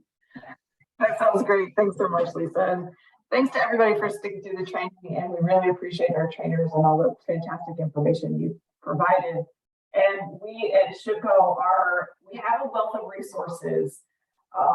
Also, our website is infamously a challenge to navigate. So if you are looking for something very specific or general inquiries, please do not hesitate to reach out to myself or to Paige. We are happy to find those resources and deliver them to you. Additionally, if you and your communities need assistance with design guidelines or implementation of any of the topics that we've talked about today, we're happy to be part of this conversation. So please don't hesitate to be in touch. And we thank you all so much for being here. And we're grateful to NAPC and the National Park Service for providing this level of expertise for you all. Great. Thank you, Allison, for inviting us. And as I've said before, if any of you want some follow-up, please connect through Marie and we'll see how we can provide you some additional assistance. So thanks again, and everyone have a good day. Thank you, everyone.